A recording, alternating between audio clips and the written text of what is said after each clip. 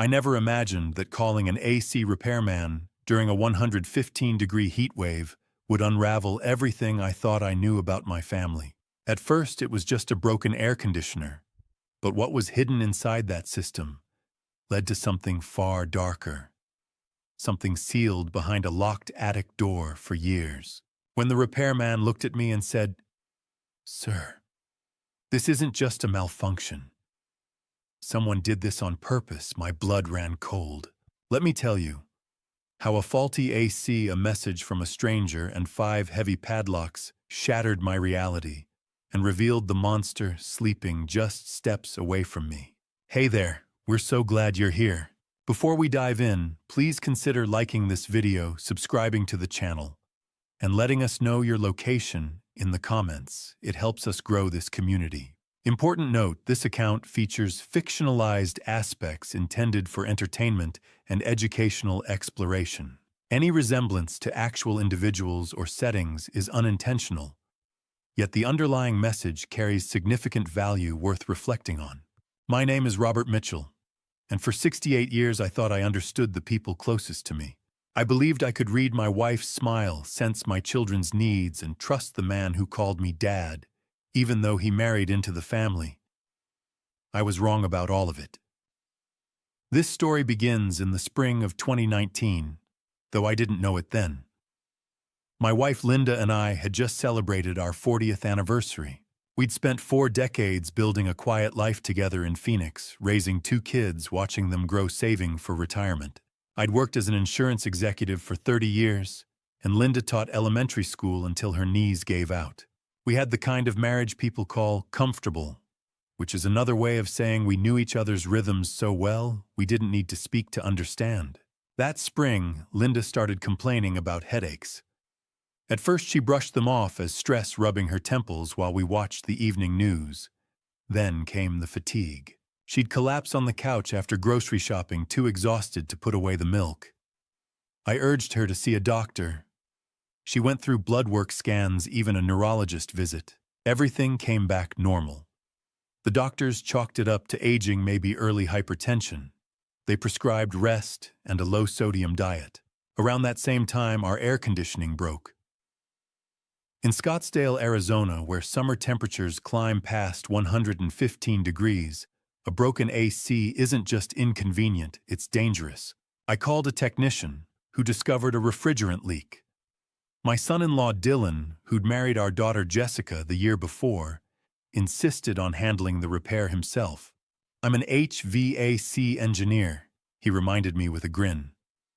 "Save yourself a few $100. I didn't argue. Linda's condition worsened over the following months. The headaches became relentless. She grew dizzy, nauseous. Some mornings she'd wake up confused, asking me what day it was. I begged her to see doctors again, but she waved me off. "I'm just tired, Robert. We're getting old." In November 2019, I woke up to find her lying still beside me. She'd passed away in her sleep. The medical examiner ruled it heart failure. I was devastated, but didn't question it. Linda had been tired for so long. I thought her heart had simply given out. Jessica and Dylan were incredible during that time. They organized the memorial service, fielded calls from relatives, helped me sort through Linda's belongings. Dylan cooked meals for me, drove me to appointments when grief made it hard to function. Jessica would sit with me in the evenings, holding my hand while I cried. I don't know how I would have survived without them. Our son Marcus was harder to reach. He'd moved to Alaska years earlier to work on an offshore oil rig, dangerous, high-paying labor that kept him away for months. He made it home for Linda's service, stayed a week, then flew back north. I could see the grief in his eyes, but he never talked about feelings. That was the last time I saw him in person. By early 2020, I was living alone in the house Linda and I had shared for 3 decades. Every room reminded me of her. The silence was unbearable. In May, Jessica suggested I move in with her Dylan and their daughter Emma. "You shouldn't be alone right now, Dad. We've got plenty of space. Dylan just finished renovating the guest room downstairs. Emma would love having her grandpa around." I hesitated. I didn't want to be a burden, but the truth was I was desperately lonely. I agreed. Their Scottsdale home was a sprawling ranch-style house with a red tile roof and desert landscaping. Emma, who was 6, was a bright, giggly girl who loved showing me her drawings and asking me to read bedtime stories. Dylan treated me with respect and kindness, making sure I had everything I needed. Jessica doted on me, cooking my favorite meals, checking in constantly. For the first time since Linda's passing, I felt a flicker of peace. Then 2 months after I moved in, Jessica called me into the living room. Her face was pale, her hands trembling. "Dad," she said, her voice breaking. "I just got a call from Marcus's supervisor. There was an accident on the rig. An explosion. They couldn't find him." I felt the floor drop out from under me. Dylan pulled up news articles on his laptop, headlines about the disaster. 7 workers lost. No remains recovered. I stared at the screen, numb. My son was gone. Dylan sent me link after link, news outlets, official statements, even a GoFundMe page for victims' families. I didn't question any of it. Why would I? Marcus worked one of the most dangerous jobs in the country. Accidents happened. Jessica and I planned a memorial service without a casket. We buried an empty box beside Linda's grave. I remember standing there staring at the 2 headstones side by side, thinking I'd lost everyone I loved most. The years that followed blurred together. I fell into a quiet routine, helping Emma get ready for school, spending afternoons reading or watching old movies, having dinner with the family each evening. Dylan continued to be attentive, always asking if I needed anything. Jessica's love was unwavering. But sometimes, late at night, I'd hear strange sounds from above my room. Scratching. Footsteps. Once a low thud that made me sit up in bed. I mentioned it to Jessica the next morning. "Oh, that's just the attic," she said, laughing. "We've got mice up there. Dylan's been meaning to set traps." Another time I heard what sounded like water running through old pipes. Dylan assured me it was just the plumbing settling. "This house is almost 20 years old, Robert. Things creak." I believed him. Why wouldn't I? I never went up to the attic myself. The pull-down ladder was steep, almost vertical, and Dylan had warned me it wasn't safe for someone my age. "Last thing we need is you taking a fall, Dad," he'd say with a smile. So I stayed downstairs, content in my little corner of their home, never questioning the sounds above my head, never suspecting that the man who called me Dad had already taken everything from me and was planning to take even more. The heat woke me before the sun did. I opened my eyes to a room that felt like an oven. Sweat soaked my pillow. The digital clock glowed faintly, but the house was eerily silent. No hum from the air conditioning. No cool breeze from the vent, just thick, suffocating stillness. I sat up slowly, my shirt damp against my skin. Outside, the sky was beginning to lighten, but the temperature had already climbed past 100 degrees. I shuffled to the thermostat in the hallway and tapped the screen. 89 degrees inside. The system wasn't running. I pressed buttons, toggled settings, tried restarting it. Nothing. The unit was completely unresponsive. My first instinct was to call Dylan. He'd know what to do. I dialed his number. It rang twice, then went to voicemail. I tried again. Same result. I remembered then he'd left for Houston the day before for some big work project. His phone must have died overnight. Jessica was gone too, visiting her mother in Tucson with Emma. They weren't due back until late afternoon.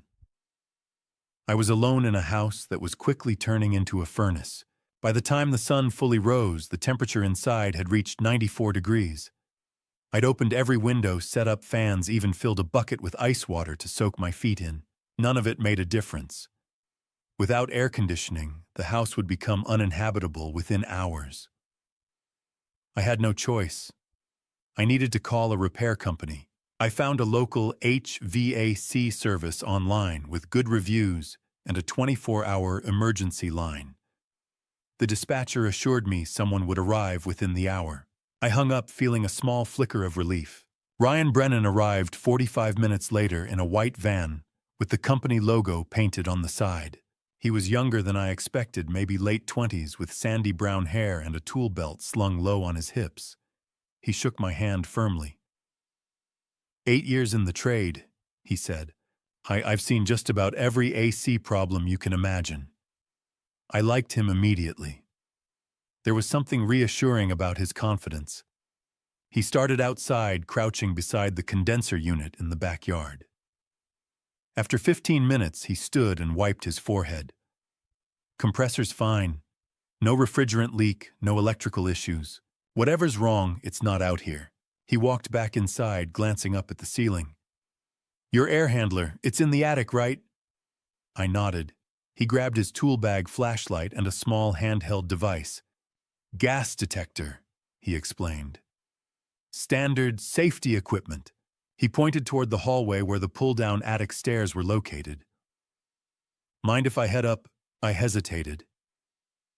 Dylan's voice echoed in my mind. How many times had he told me the attic was off limits? "It's a mess up there. That ladder's too steep for you, Robert. Last thing I need is you hurting yourself."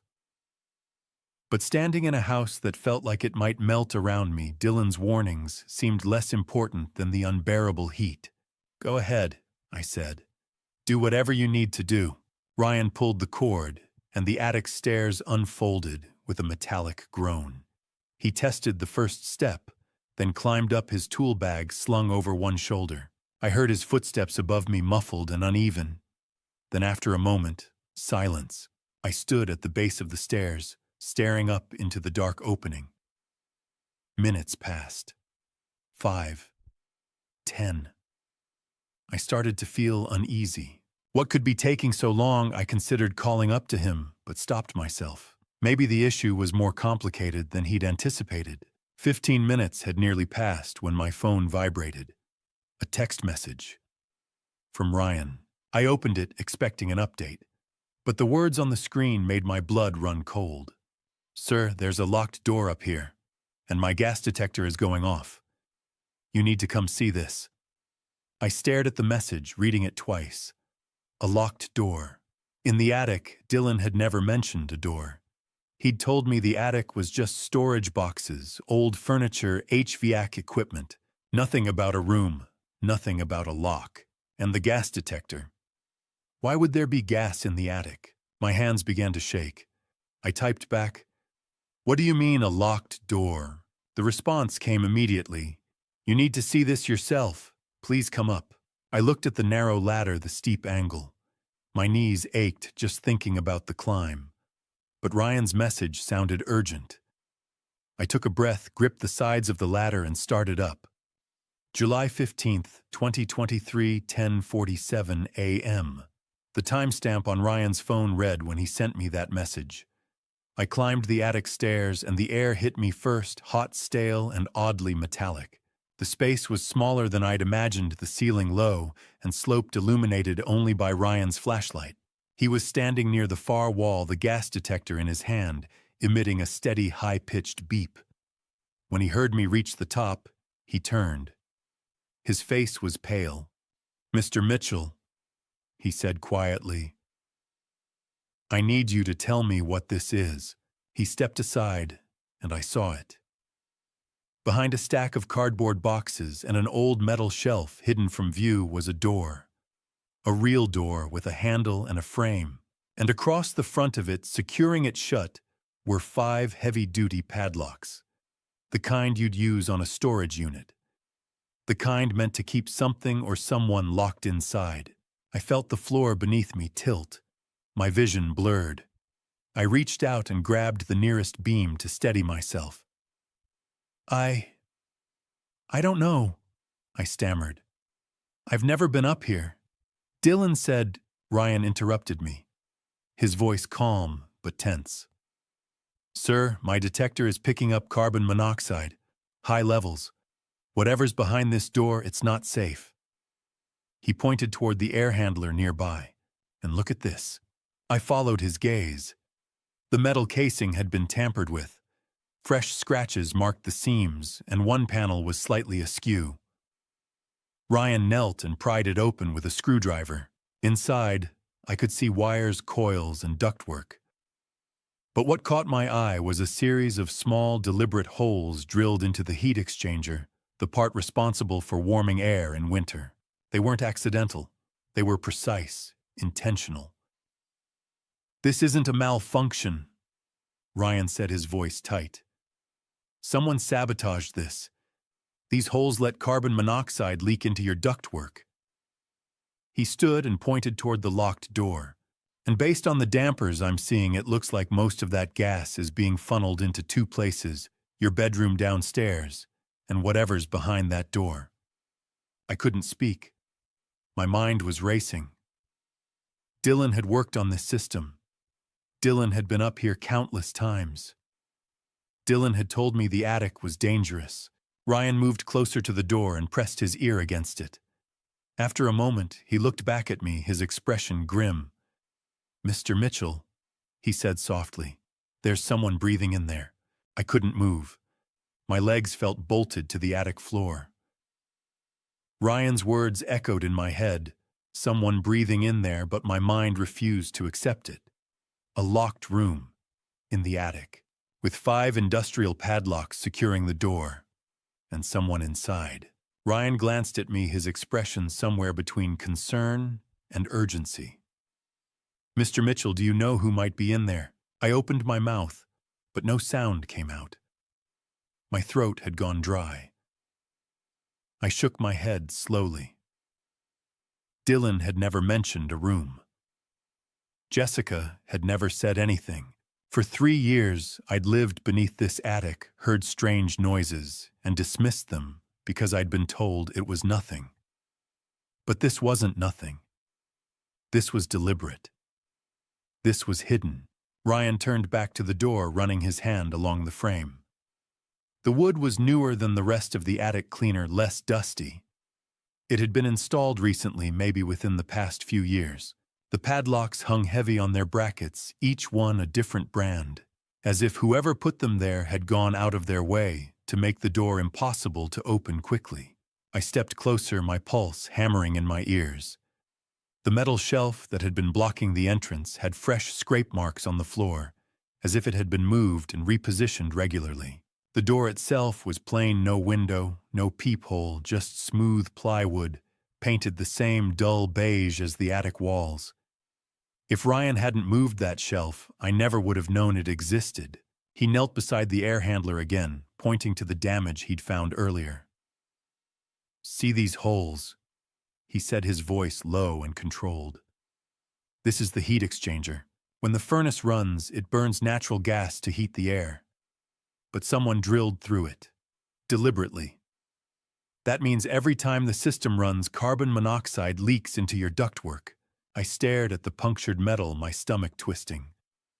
"But it's summer. We're not using the heater." Ryan nodded grimly. "Right. But someone's been running it anyway. Look here." He pointed to the thermostat controls on the side of the unit. "The furnace has been manually activated. It's been cycling on and off for weeks, maybe months. And with these dampers, the CO isn't going to every room. It's being directed. 2 places, specifically downstairs to your bedroom, and through this duct into whatever's on the other side of this door." I felt the floor shift beneath me. My bedroom, the headaches I'd been having, the dizziness, the fatigue I'd chalked up to age. It wasn't age. It was poison. "How long?" I asked, my voice barely above a whisper. Ryan checked his detector again. "Based on the wear on these drill holes and the soot buildup, I'd say 2, maybe 3 months. He looked at me seriously. "Mr. Mitchell, this isn't an accident. This is attempted harm. And whoever's behind that door has been exposed to the same thing. Probably longer." I reached out and braced myself against the nearest beam. Dylan. It had to be Dylan. He was the only one who worked on the HVAC system. He was the only one who came up here. But why, and who was in that room? Ryan approached the door and knocked once firmly. "Hello, can you hear me?" His voice was calm, professional. No answer. He knocked again, louder. "If you can hear me, make a sound. Tap on the door." Anything. Still nothing. I stepped forward, my hands trembling. "Let me try." I moved beside Ryan and pressed my ear against the wood. At first, all I could hear was the pounding of my own heartbeat, but then faint and uneven, I caught it, a rasping, labored sound. Breathing. Slow. Shallow. Desperate. There," I whispered. "Do you hear that?" Ryan leaned in and nodded after a moment. "Yeah, someone's in there, and they're in bad shape." Panic surged through me. I pulled back and raised my voice. "Hello, can you hear me? If you're in there, say something." Silence. I tried again, louder, my voice cracking. "Please, if you can hear me, let me know. We're going to help you." Nothing. Just that same faint, struggling breath. Ryan reached for his phone. "I'm calling the authorities. We need to get this door open, and we need medical personnel on standby. Whoever's in there might not have much time." "Wait," I said, my voice shaking. I pressed my hand flat against the door, feeling the rough wood beneath my palm. "Please," I said, softer now. "If you can hear me, just try. One word. Anything." For a long moment, there was nothing. Ryan had his phone halfway to his ear, ready to dial. The attic was so quiet I could hear the faint buzz of flies somewhere in the rafters, and then so soft I almost missed it, a voice. Weak, hoarse, barely human. "Dad." The word hit me like a physical blow. My knees buckled, and I grabbed the doorframe to keep from collapsing. That voice. I knew that voice. I'd heard it 1,000 times, laughing at dinner, calling me from across the house, teasing his sister. But that was impossible.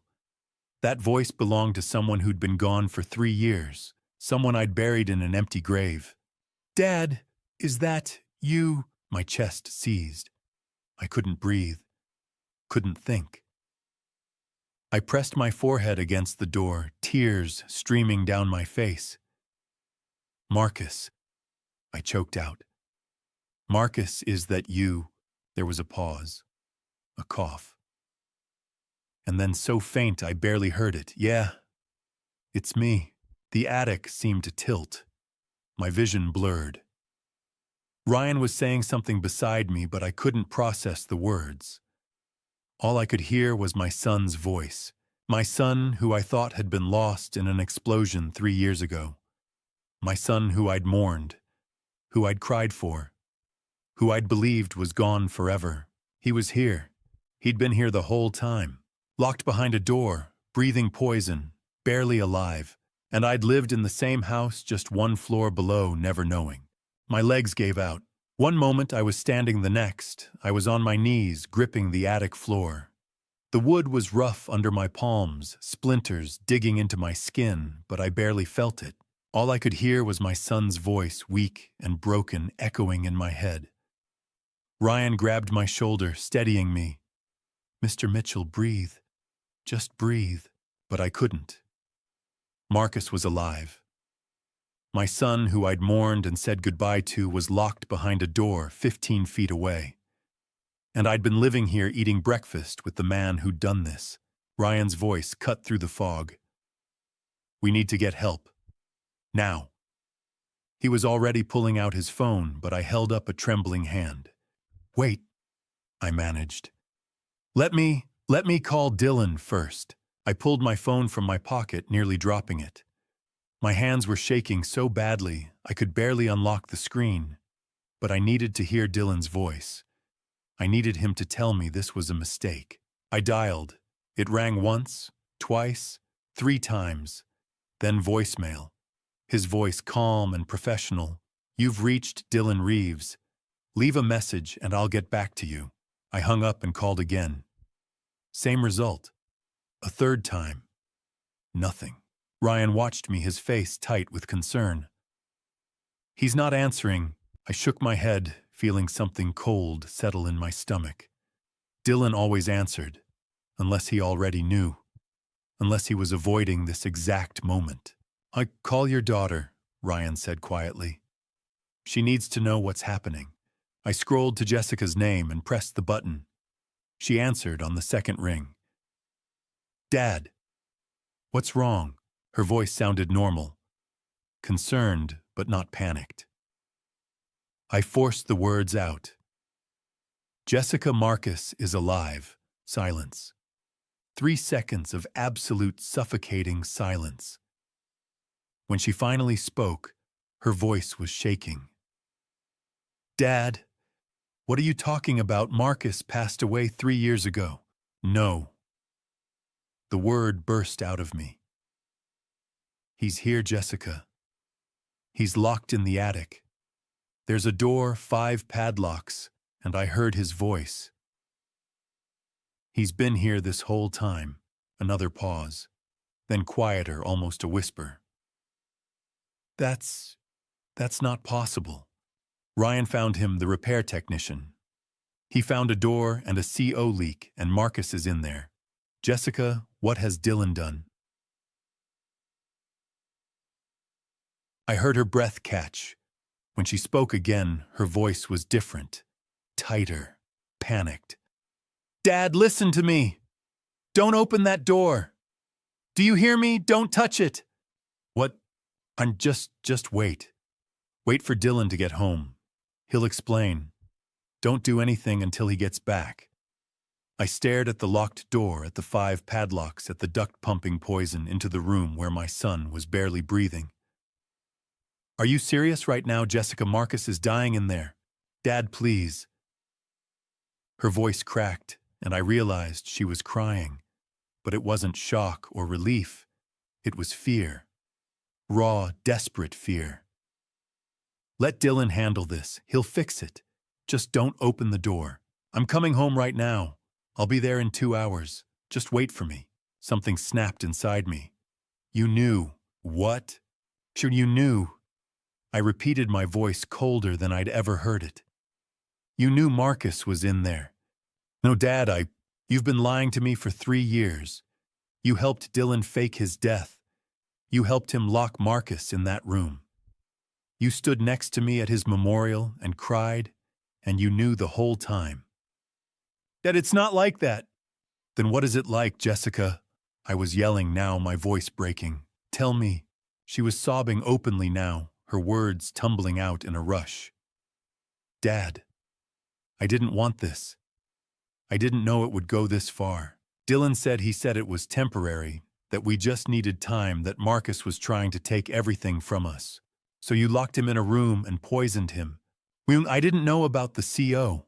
I swear I didn't know. Dylan said he was just keeping him out of the way until we figured things out. But I didn't know about the poison, Dad, I swear. I didn't let her finish. I ended the call and threw the phone across the attic. My whole body was shaking. Jessica, my daughter. She'd known. For 3 years she'd known, and she'd said nothing. Ryan was still beside me, his expression grim. Mr. Mitchell, he said carefully, we need to call for help.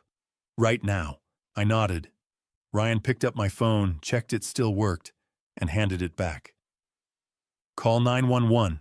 Tell them everything. My hands were still shaking as I dialed. The line rang once before a woman's voice answered. 911, what's your emergency? I took a breath. My name is Robert Mitchell. I'm at 472 East Larkspur Drive in Scottsdale. My son is locked in the attic of my daughter's house. He's been there for 3 years. There's a carbon monoxide leak, and he's in critical condition. We need police and paramedics immediately. Can you confirm the address, sir?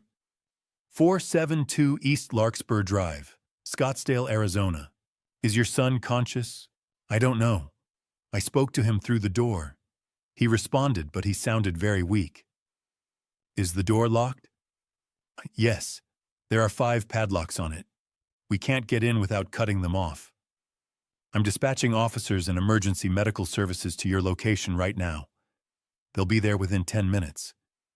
Can you stay on the line? Yes. Ryan stepped closer, holding up his own phone. The screen was recording.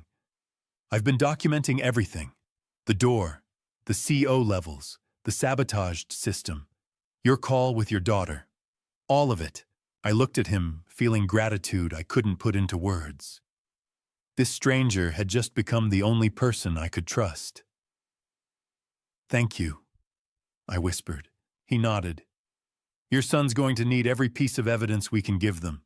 The dispatcher's voice came through again. "Mr. Mitchell, are you still there?" "Yes, I'm here." "Officers are 3 minutes out. Stay where you are. Do not attempt to open the door until they arrive. Do you understand?" "Yes."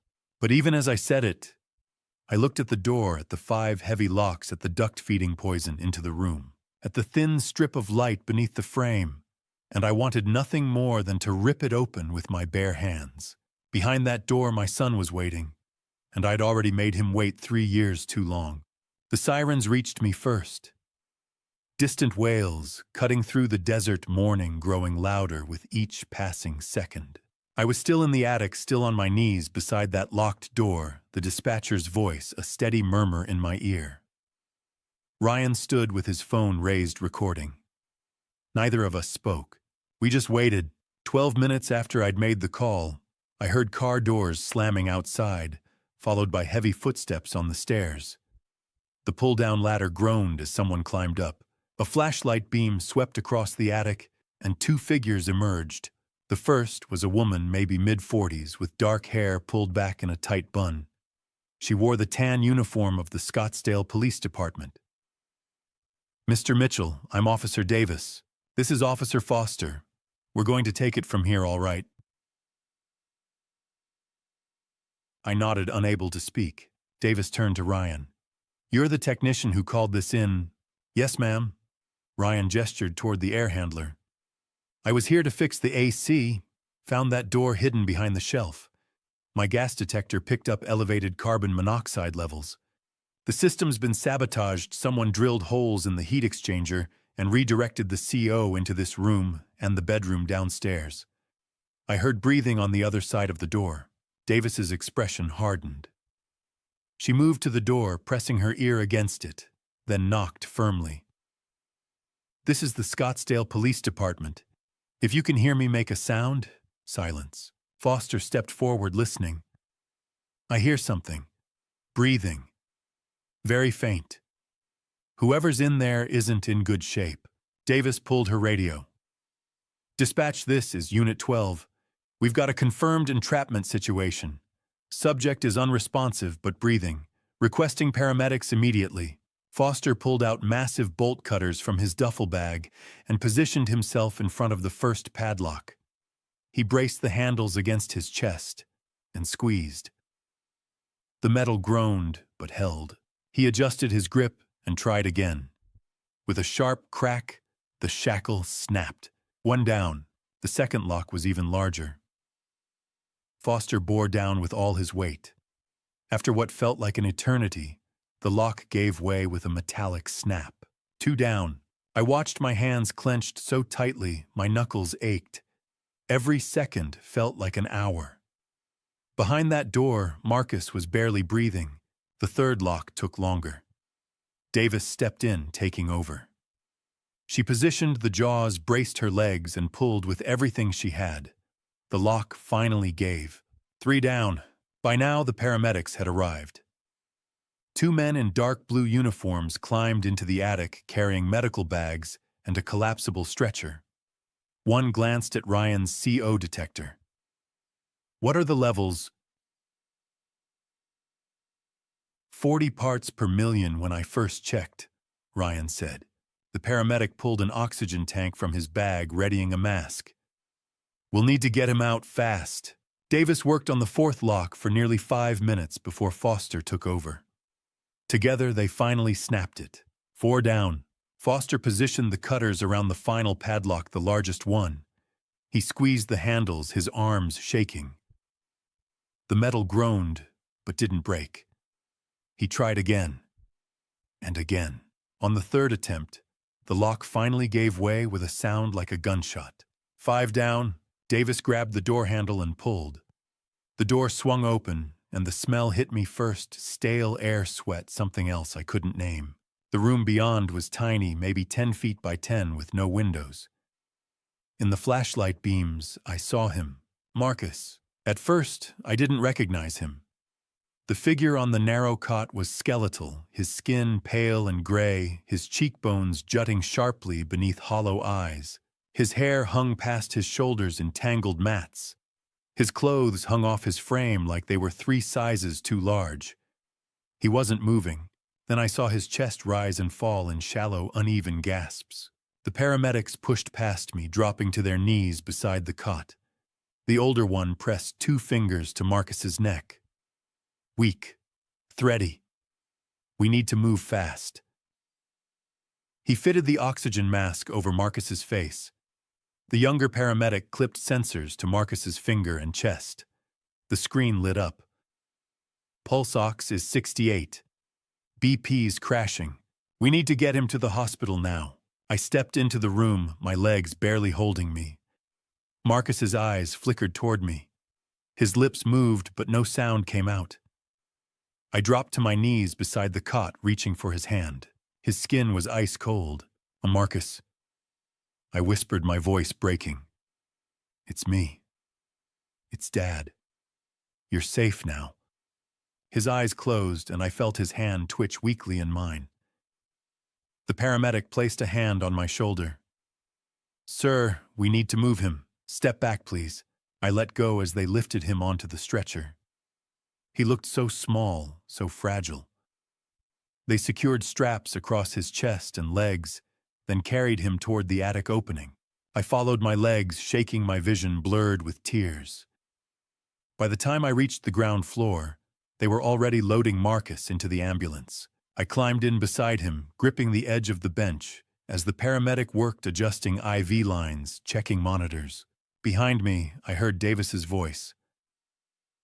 Mr. Mitchell, we're going to secure the scene.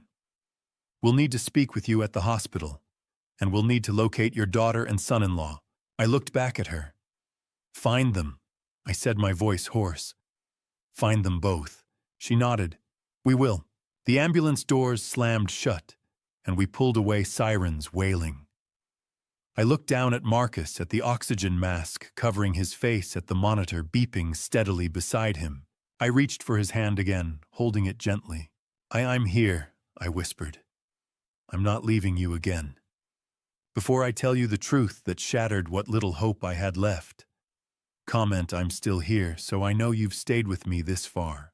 And please keep in mind, the next part of this story contains some fictionalized elements meant to deepen the narrative.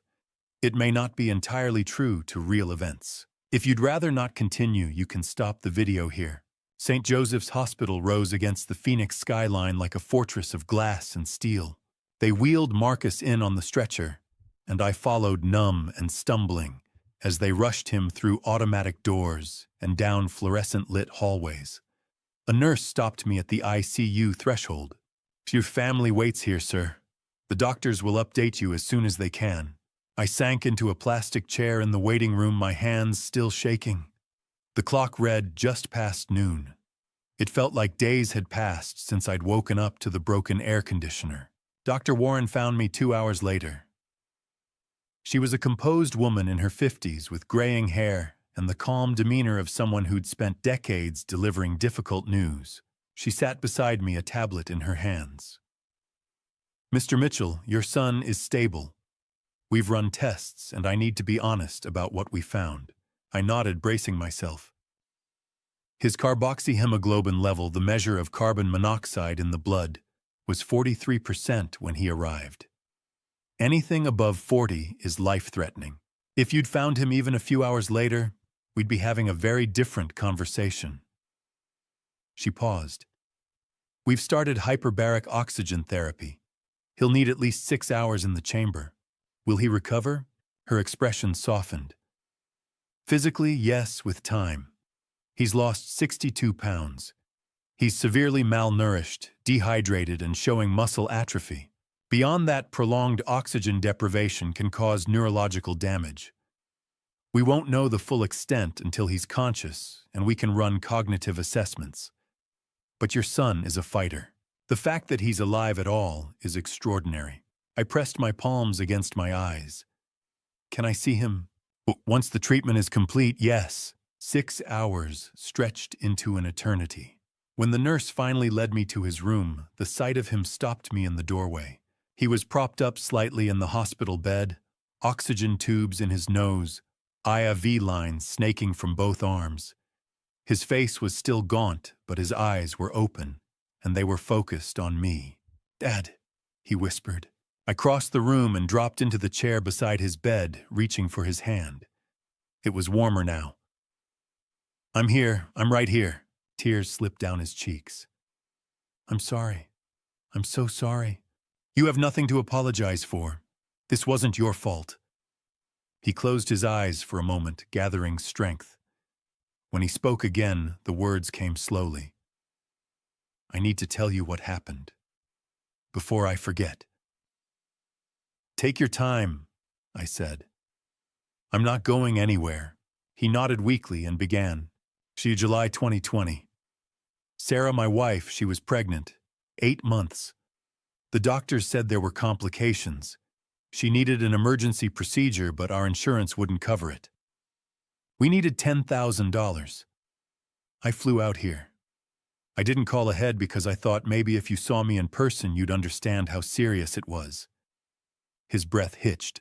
I got to Jessica's house late, maybe 11 at night. Dylan answered the door. He said you were asleep, that I should wait till morning. He offered me water. I drank it. And then, nothing. My chest tightened. "He drugged you," Marcus nodded. When I woke up, I was in that room. The attic. Dylan came in a few hours later. He stood in the doorway and told me I came here to take what was his, that you had money, property, everything he and Jessica deserved. He said if I screamed, if I tried to get your attention, he'd make sure something happened to you. He said he'd do it in a way no one would question. And I believed him. He threatened me to keep you quiet. Every day. He'd bring food once a day, just enough to keep me alive. A bowl of something through a slot in the door. A bottle of water. There was a bucket in the corner for everything else. No window. No light except when he opened the door. I tried to break it. I threw myself against it, kicked it, tried to pry the hinges. Nothing worked. I screamed until my voice gave out, but Dylan would just turn on music. Loud. And Jessica. Whenever you heard me, she'd tell you it was mice, or pipes, or the house settling. She knew, I said quietly. She knew the whole time. Marcus's eyes filled with fresh tears. After a year, I stopped trying. I just gave up. The room was silent except for the steady beep of the heart monitor. Marcus continued, his voice growing weaker. 2 months ago, something changed. I started waking up with headaches. Bad ones.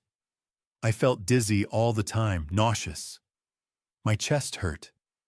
I didn't know it was carbon monoxide until Dylan told me. His gaze met mine, hollow and broken. He came up one day and said, "You know what's funny? I did this before. To Linda, 2019. Rerouted the CO from the heating system right into her bedroom. Took 6 months, but nobody suspected a thing. Heart failure, they said." He laughed, Dad. He actually laughed. And then he said, "This time I'm doing it to both of you. The old man downstairs and you. When you're both gone, everything goes to Jessica. And I'll finally have what I deserve." The air left my lungs. Linda, my wife. Dylan hadn't just imprisoned my son, he'd taken her from me too. And I'd never known. I'd trusted him. Marcus coughed, and a nurse appeared checking his vitals. "He needs to rest," she said gently. I nodded, but didn't let go of his hand. Marcus looked at me, his eyes pleading. "Dad, I thought I was going to die in that room. I thought I'd never see you again. I thought Sarah would think I abandoned her. You're safe now," I said, my voice thick with emotion. Sarah's going to know the whole story, and Dylan is going to answer for every single thing he's done. Marcus closed his eyes, exhausted. He said he'd get away with it, that he always does. I leaned closer, my voice steady despite the storm raging inside me. He won't. Not this time. Detective Santos arrived as the sun was setting, her silhouette framed in the doorway of Marcus's hospital room. She was a compact woman in her 40s, dark hair pulled into a severe bun, wearing a charcoal blazer. Her badge hung from a lanyard around her neck. "Mr. Mitchell, I'm Detective Elena Santos with the Phoenix Police Department. I need to take your son's formal statement if he's able." She glanced at the monitors beside Marcus's bed. "I know this is difficult timing, but the sooner we document everything, the stronger our case will be." Marcus nodded weakly. "I can do it." I started to stand, but Santos gestured for me to stay. "You're welcome to remain, Mr. Mitchell. In fact, I'll need to speak with you as well." She pulled a chair closer, setting a leather notebook and a small recording device on the side table. "This is being recorded for accuracy. Marcus, can you confirm your full name and date of birth for the record?"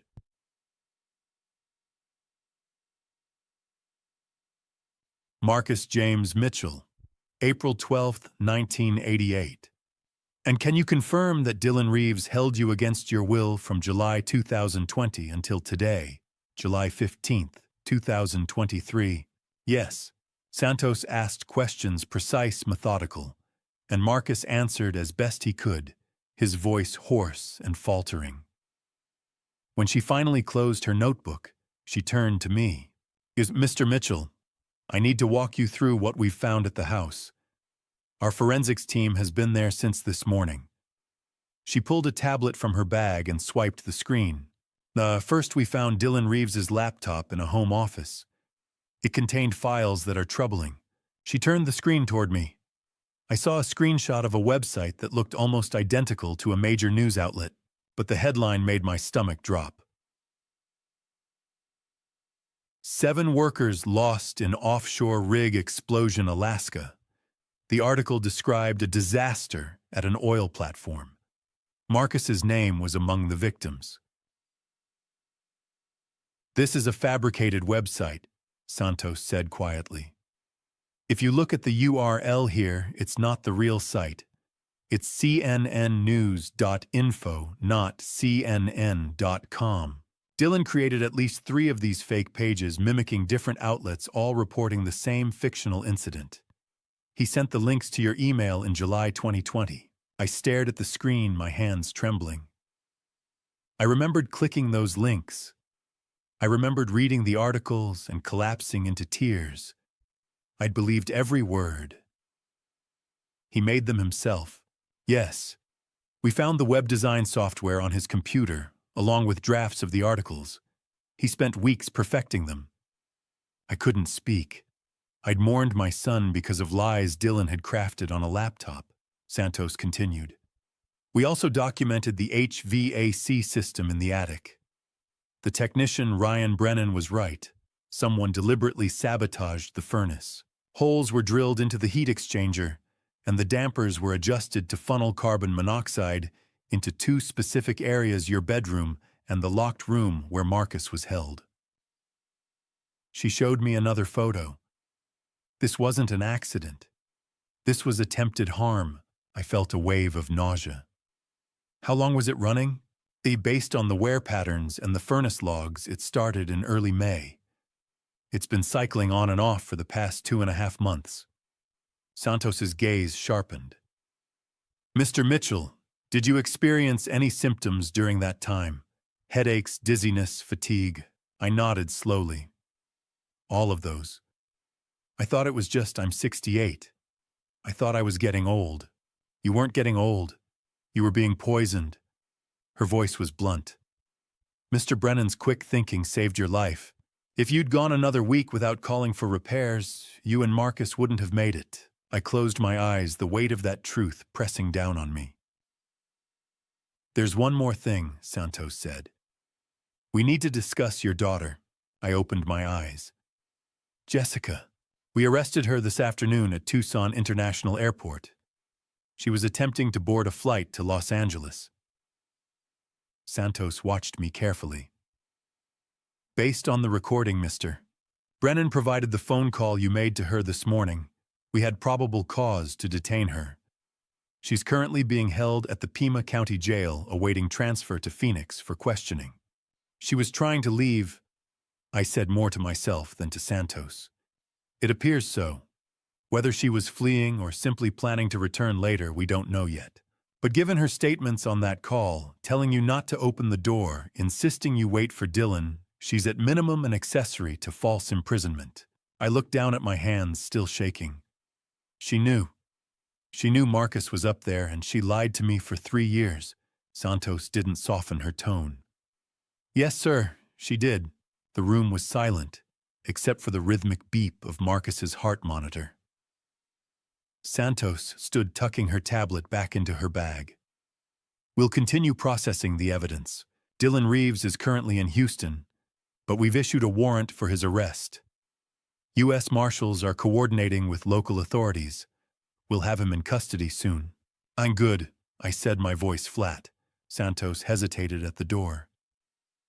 Mr. Mitchell, I know this is overwhelming. If you need anything, resources, victim advocacy counseling, let us know. Thank you, I managed. She nodded and left. Marcus shifted slightly in his bed, his eyes on me. Dad, are you okay? I almost laughed at the absurdity of the question. He was the one who'd been locked in an attic for 3 years, and he was asking if I was okay. I reached over and squeezed his hand gently. I will be, once this is over. But even as I said it, I knew there was one more thing I had to do. One more conversation I couldn't avoid.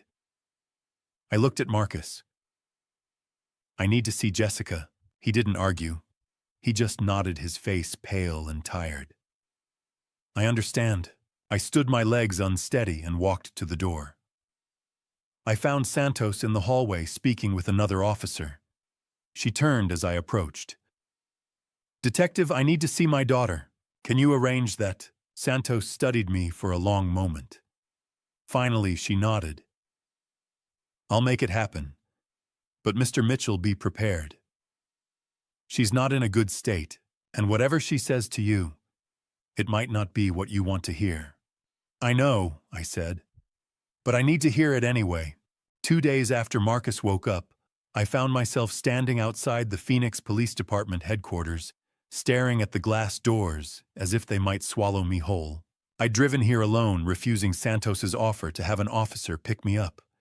I needed the time to prepare myself. Inside, the lobby smelled like industrial cleaner and stale coffee. Santos met me at the security desk. Mr. Mitchell, are you sure you're ready for this? I nodded, though I wasn't sure of anything anymore. She led me through a maze of hallways. We stopped in front of a door marked Interview Room 3. Santos turned to me, her voice low. She's been here since yesterday. She's fragile. I'll be in the room with you, but this is your conversation. If you need to stop at any point, just say so. I won't need to stop. Santos opened the door. The room was small and cold, lit by harsh fluorescent lights. A metal table sat in the center, bolted to the floor. Jessica sat in one of the chairs, her wrists cuffed in front of her, her hands resting on the table. She looked up as I entered, and the moment our eyes met, she crumbled. Dad! She choked out, tears streaming down her face.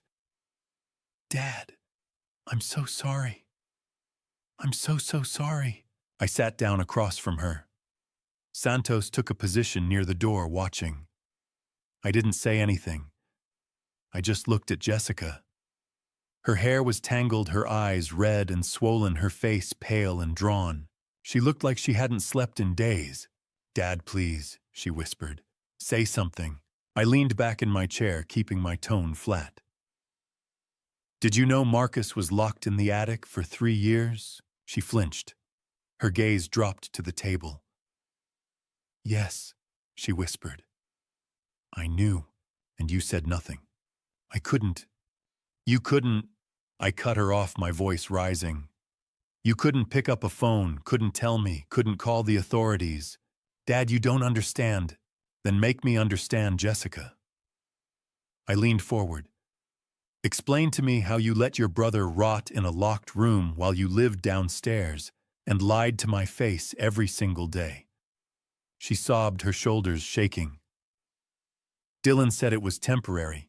He said Marcus showed up trying to manipulate you, trying to get money he didn't deserve. He told me he just wanted to keep Marcus out of the way for a little while. He said he'd let Marcus go. I thought it would be a few weeks. I didn't know it would turn into years. And when it did turn into years, when did you decide to say something? Her face crumpled. I was scared. Of what? Of Dylan. He told me if I said anything, if I went to the police, he'd hurt you. He'd hurt Emma. He said he'd make it look like an accident. I was terrified, Dad. I didn't know what to do. I stared at her. So you chose to protect yourself and Emma, and you let Marcus suffer. I didn't have a choice. You always have a choice. My voice was ice. You chose to lie. You chose to cover for him. You chose to tell me those sounds in the attic were mice. You chose to let your brother starve while you pretended everything was fine. She was crying so hard now she could barely speak. I know I was wrong. I know I'm a coward. But Dad, you have to believe me, I love you. I love Marcus. Dylan lied to me from the very beginning. He made it sound like Marcus was the bad guy, and I believed him. I was so stupid. Santos stepped forward. Jessica, did you help Dylan create the fake news articles about Marcus's accident? Jessica's head snapped up. No, I didn't know anything about that. I didn't even know he'd done it until you showed me the evidence yesterday. Santos made a note. But you did help him keep Robert away from the attic. You told your father those noises were nothing. That makes you an accomplice to false imprisonment. Jessica's face went pale. I didn't think of it that way. I just did what Dylan told me to do. Because you were afraid of him, Santos pressed. Yes. Jessica's voice was barely audible. I was afraid of what he'd do if I didn't. I watched her searching for any sign of the daughter I used to know. But all I saw was a stranger, a woman who'd chosen fear over courage, complicity over truth. I stood pushing my chair back, had weight. Jessica reached out as far as the cuffs would allow. Please don't leave. Please. I looked down at her, and for the first time in my life, I felt nothing when I looked at my daughter. No love, no anger, just emptiness. You're right about one thing, Jessica. You are a coward. Her face twisted in pain, fresh tears spilling over. Dad, please. I turned to Santos. Where is Dylan? Santos's expression darkened. We don't know. After Jessica was arrested, someone must have tipped him off. He was supposed to return from Houston yesterday, but he never showed up. His phone's off and his credit cards haven't been used. We've issued a warrant and the U.S. Marshals are actively searching, but right now he's in the wind. So he's running. It looks that way. I glanced back at Jessica one last time. She was slumped in her chair, sobbing into her cuffed hands. I felt a flicker of something, pity maybe, or grief for the daughter I'd lost. But it wasn't enough to make me stay. I walked to the door, and Santos followed, leaving Jessica alone in that cold room. In the hallway, I stopped leaning against the wall. Santos stood beside me. Are you all right, Mr. Mitchell? No, I said honestly. But I will be. Once Dylan's caught. Santos nodded. We'll find him. I promise you that. I hoped she was right. Because Dylan Reeves had taken everything from me, my wife, my son's freedom, my daughter's integrity, my peace of mind. And I wasn't going to rest until he answered for all of it. 5 days crawled by like years. I stayed at the hospital sleeping in the chair beside Marcus's bed when exhaustion finally dragged me under, waking every few hours to the beep of monitors and the soft shuffle of nurses checking vitals. Marcus was improving slowly, painfully, but he was alive. Doctor. Warren stopped by each morning, her updates cautiously optimistic. His oxygen levels are stabilizing, she said on the third day. But Mr. Mitchell, you need to prepare yourself. Even with the best care, he's looking at 6 months of recovery. Maybe longer. And there's still a risk of permanent neurological damage. We won't know the full extent until he's strong enough for cognitive testing. I nodded, barely hearing her. My mind was elsewhere. On Dylan. On the fact that he'd vanished the moment Jessica was arrested, like smoke slipping through a closing fist. Santos called me every evening with updates, though. For the first few days, there was nothing to report. We've issued a nationwide warrant, she told me on the second night. His credit cards haven't been used. His phone's off. We're coordinating with the U.S. Marshals and the FBI. He can't stay hidden forever. But each day that passed without news felt like a failure. Dylan was out there somewhere free while Marcus lay in a hospital bed fighting for every breath. It wasn't right. It wasn't justice. On the fourth day, I sat beside Marcus and watched him sleep. His face had lost some of its grayness, and the tremors that had racked his body the first 2 days had eased. But he still looked fragile, like a strong wind might carry him away. I reached over and took his hand gently. "I'm still here, son," I whispered. "And I'm not going anywhere until this is finished." His fingers twitched in mine and his eyes fluttered open. "Dad," he rasped, his voice barely audible. "Did they find him?" "Not yet," I admitted. "But they will." Marcus closed his eyes again, his breathing shallow. "I'm scared he'll get away." "He won't," I said, though I wasn't sure I believed it. "You just rest. Let me worry about Dylan." That night, I couldn't sleep. I paced the hospital hallways, my phone clutched in my hand, waiting for it to ring. Waiting for Santos to tell me they'd found him. Waiting for something, anything, to break the suffocating weight of uncertainty. The call came the next morning. I was sitting in the cafeteria forcing down coffee that tasted like burnt rubber when my phone buzzed. Santos's name lit up the screen. I answered before the second ring. "Did you find him? We've got a lead." Her voice was tight with controlled urgency. "Dylan's phone pinged near Nogales about an hour ago. That's a border town south of Tucson. FBI thinks he's trying to cross into Mexico." I stood so fast, the chair scraped loudly across the floor. "Is he still there?" "We've alerted Border Patrol. They're setting up checkpoints at every crossing in the area.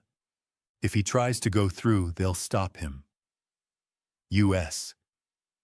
Marshals are en route as backup. We're not letting him slip through. I'm coming down there. "Mr. Mitchell, I don't think I'm coming." I repeated, my voice hard. "I need to see this." There was a pause on the other end. Then quietly, "All right, but stay back. Let us handle it." I didn't wait for her to change her mind. I told the nurse at Marcus's station where I was going, left a note in case he woke up, and drove south. Nogales was nearly an hour and a half away, but I made it in under 90 minutes, speeding down I-19 with my hands locked on the wheel and my jaw clenched so tight my teeth ached. By the time I reached the border checkpoint, the sun was high and merciless, baking the asphalt until it shimmered.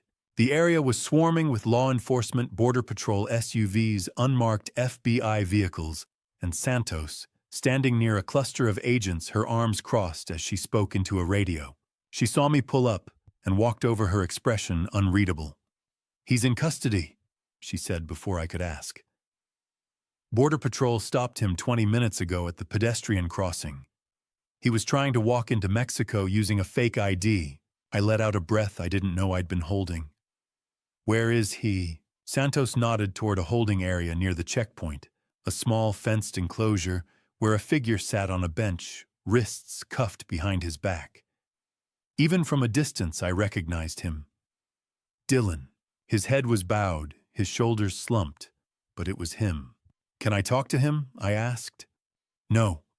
Santos's voice was firm. He's being processed. Once we transfer him to the Pima County Jail in Tucson, he'll be held there until we can extradite him to Phoenix. You'll have your chance to face him in court. But not here. Not now. I stared at Dylan's hunched form, feeling a cold, hollow rage settle in my chest. He looked small, pathetic, nothing like the man who'd smiled at me over breakfast, who'd called me dad, who'd locked my son in an attic and poisoned my wife. He almost made it, I said quietly. If you'd been 10 minutes later. But we weren't, Santos said. He's done running. I wanted to believe her. But as I watched Dylan sit there cuffed and silent, I couldn't shake the feeling that this wasn't over. Not yet. Santos's phone buzzed, and she glanced at the screen. Mr. Mitchell, there's something else we need to discuss. Our financial team has been digging into Dylan's records, and we've found something significant.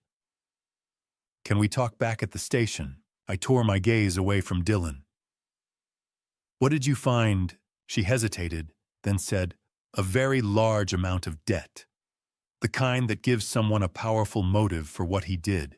I followed her back to her car, my mind racing. Debt. Money. It always came back to money. As we drove north toward Phoenix, Santos explained what her team had uncovered: credit card statements, loan documents, wire transfers to shadowy accounts. By the time we reached the city, I understood. Dylan hadn't just been cruel, he'd been desperate. And desperation, I was learning, could turn a man into a monster. Santos's office was a cramped space on the 3rd floor of the Phoenix Police Department, crammed with filing cabinets and stacks of case folders. She gestured for me to sit, then opened her laptop and turned it toward me. Spreadsheets, rows of numbers, dates, transactions. My stomach tightened.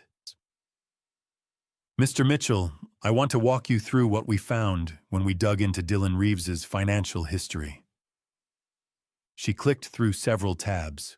This is going to be difficult to hear, but it's important you understand exactly why he did what he did. I nodded, bracing myself. She pulled up a document, a loan agreement. Dylan borrowed money from an organization called Kozlov Capital. We believe it's a front for an illegal lending operation. Loan sharks, who target individuals with poor credit or gambling problems. Gambling. I repeated the word, tasting bitter. Yes. Online poker sports betting. We traced his accounts back to 2021. In the first 6 months alone, he lost over $40,000. She scrolled down, showing me transaction after transaction. When he ran out of his own money, he turned to Kozlov. They lent him $50,000 initially. The terms were brutal interest rates, around 25% per month compounding. When he couldn't make payments, the debt ballooned. She clicked to another page, a timeline. I watched the numbers climb: 60,000, 80,000, 120,000. By 2023, the figure had reached $380,000. I stared at the screen, unable to process the enormity of it. Santos opened an email folder. Messages from anonymous sender addresses. She scrolled through them. Friendly reminder. Payment overdue. Final notice. And then dated May 10th, 2023, last chance. She clicked it open. The message was short. You have 30 days. Pay or consequences. We know where your family lives. I felt my hands curl into fists.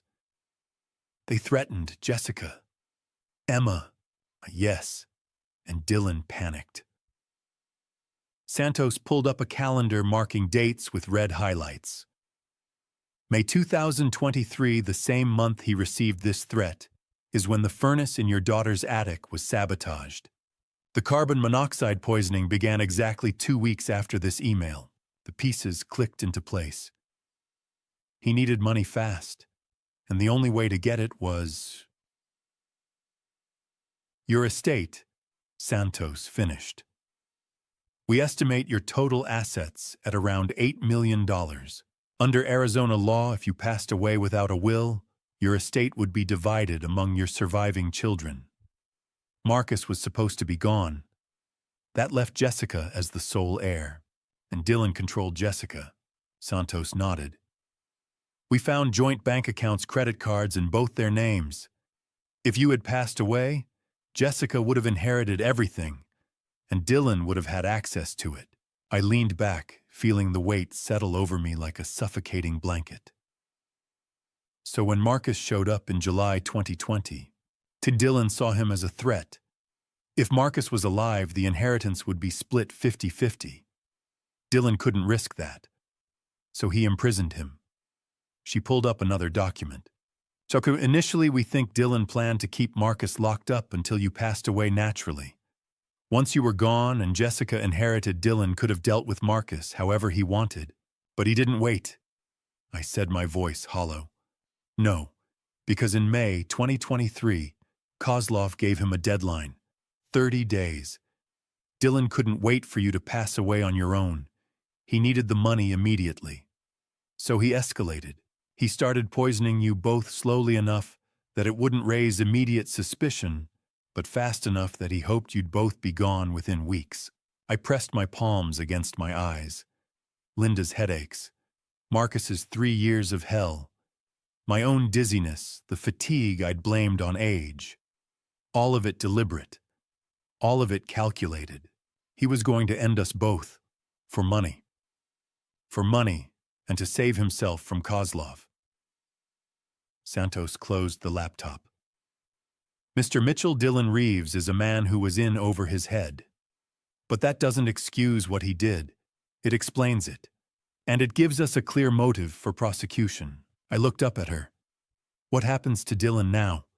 He'll be arraigned in Phoenix within the week. The charges are extensive false imprisonment, attempted harm, fraud, conspiracy. With the evidence we have, he's looking at life in prison without the possibility of release. She paused. There's one more thing. I waited, feeling fresh dread. Santos reached for a physical file and opened it. She slid a sheet of paper across the desk to me. It was a court order. I scanned the text, catching phrases like exhumation authorized and forensic examination. What is this? I asked, though part of me already knew. Would Mr. Mitchell, based on Marcus's testimony, specifically Dylan's confession about your wife, we obtained permission to exhume Linda's remains. The room seemed to tilt. You dug up my wife. We had to. If Dylan poisoned her the same way he tried to poison you and Marcus, there would be traces in her tissue. Hairbone even after 4 years. We needed to confirm. And my voice barely worked. Santos met my eyes, her expression somber. We'll have the results within 48 hours. But Mr. Mitchell, if Dylan did what Marcus said he did, we'll be adding another charge to his case, and your wife's passing won't remain listed as heart failure. It'll be reclassified. I couldn't speak. Couldn't move. Linda. My Linda, who'd complained of headaches and exhaustion, who'd trusted Dylan to fix the air conditioning, who'd gone to sleep one night and never woken up. She'd been taken from me, and I'd never known. Santos stood, placing a hand on my shoulder. I'm sorry. I know this is unbearable, but the confirmation will give you closure, and it'll ensure Dylan answers for everything he's done. I nodded numbly, staring at the court order. 48 hours. In 2 days, I'd know for certain. Thank you, I managed. Santos squeezed my shoulder. We'll call you as soon as the results come in. In the meantime, go be with your son. He needs you. I left the station in a daze, the court order folded in my pocket. The city was bright and hot, but I felt cold. Hollow. By the time I reached my car, I realized I was shaking. Not from fear. From rage. Dylan Reeves had taken everything, and now I was going to make sure he paid for it. A week later, I stood at the edge of Desert View Cemetery, under a sky so blue it hurt to look at. The sun beat down on rows of headstones, bleaching the granite white. Linda's grave was near the back, beneath a mesquite tree that offered no shade. I'd chosen this spot 4 years ago because it was quiet, peaceful. Now it felt like a crime scene. The forensic team worked methodically, men and women in white suits moving around the excavation site with clinical precision. I stayed back 50 feet away, my hands shoved deep in my pockets. Santos stood beside me silent. She'd asked if I wanted to leave. I'd said no.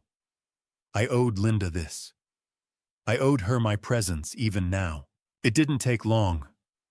The casket was lifted, carefully placed onto a transport vehicle, and driven away for analysis.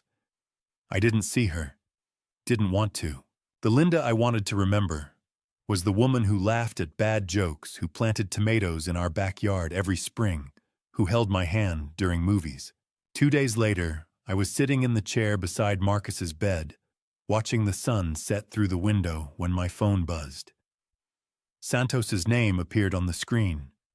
I answered immediately. "Mr. Mitchell," she said, her voice steady but heavy. "The lab results are in." I closed my eyes. "Tell me." The analysis of Linda's hair and bone tissue shows elevated levels of carbon monoxide. There's a pattern of accumulation over approximately 6 months in 2019.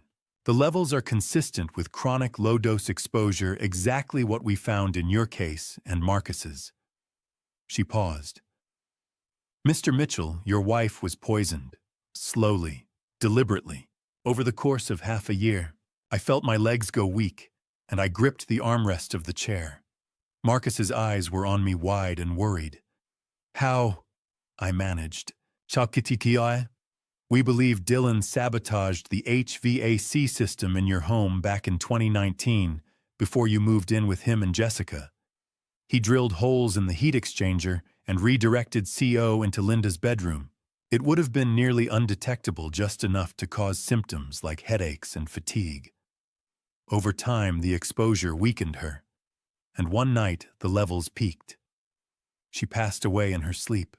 The medical examiner ruled it heart failure, which isn't uncommon in cases of severe CO poisoning. Without a specific CO test, there was no way to know. I thought back to that year. Linda complaining of headaches. The doctor visits that led nowhere. And Dylan, who'd come over to help with the air conditioning, who'd asked how Linda was feeling. He was checking on her. I said, my voice hollow, making sure it was working. "Yes," Santos said quietly. He was monitoring the process. "What?" The word came out as a rasp. "Why, Linda?" "We believe it was a test run. Dylan married Jessica in 2018, just a year before Linda passed away. At that point, he was already in debt. If Linda passed, you'd be alone, vulnerable. He could position himself as the caring son-in-law, gain your trust, and eventually gain access to your finances. And by taking Linda first, he learned how to use CO as a weapon. He perfected his method." I pressed a hand to my face, trying to hold myself together. I let him practice on my wife. I invited him into our home. I thanked him for fixing the air conditioning. "Mr. Mitchell, you couldn't have known. Dylan is a master manipulator. He fooled everyone, doctors, neighbors, even the police at the time. You're not at fault here." But I was. I'd let Linda suffer for 6 months, thinking it was stress or age. I'd let her pass away in our bed while I slept in the next room, oblivious. I'd mourned her, buried her, and moved on, never once suspecting that the man sitting across from me at Thanksgiving had taken her life. "Mr. Mitchell." Santos's voice pulled me back. "Are you still there?" "Yeah," I said, though my voice didn't sound like my own. "I'm here. There's one more thing. With this new evidence, we're amending Dylan's charges. He'll now face 3 counts of attempted harm, 1 for Linda, 1 for you, and 1 for Marcus. Combined with the false imprisonment charge for Marcus, he's looking at life in prison without the possibility of release. The district attorney is confident we have an airtight case." "Good," I said. It was the only word I could manage. Santos was quiet for a moment. Then gently, "I know this doesn't bring her back, but it means Linda's passing won't remain listed as heart failure. She'll be recognized as a victim. And Dylan will answer for what he did to her. I nodded, even though she couldn't see me.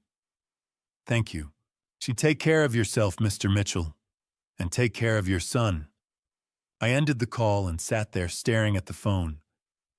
Marcus was watching me, his face pale. Dad, he said quietly. Was it? Yeah, I said, my voice breaking. It was him. He took her.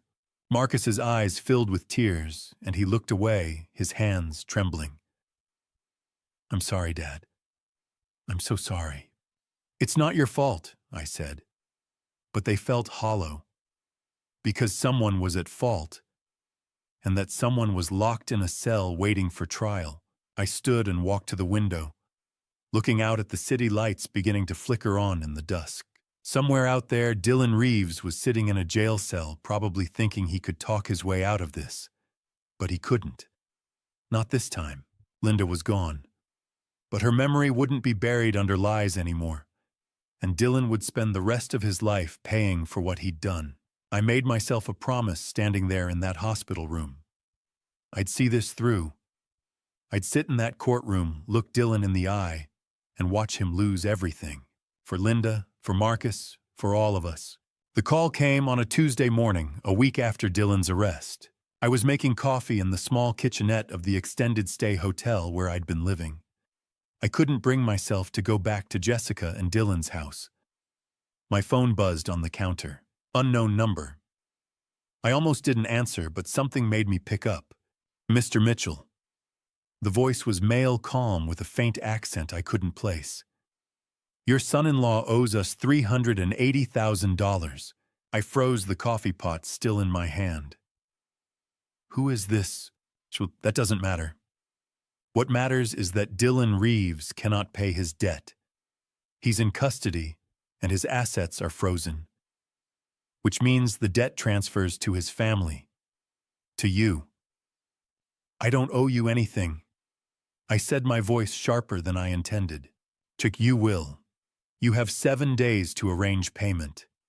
If you don't, there will be consequences.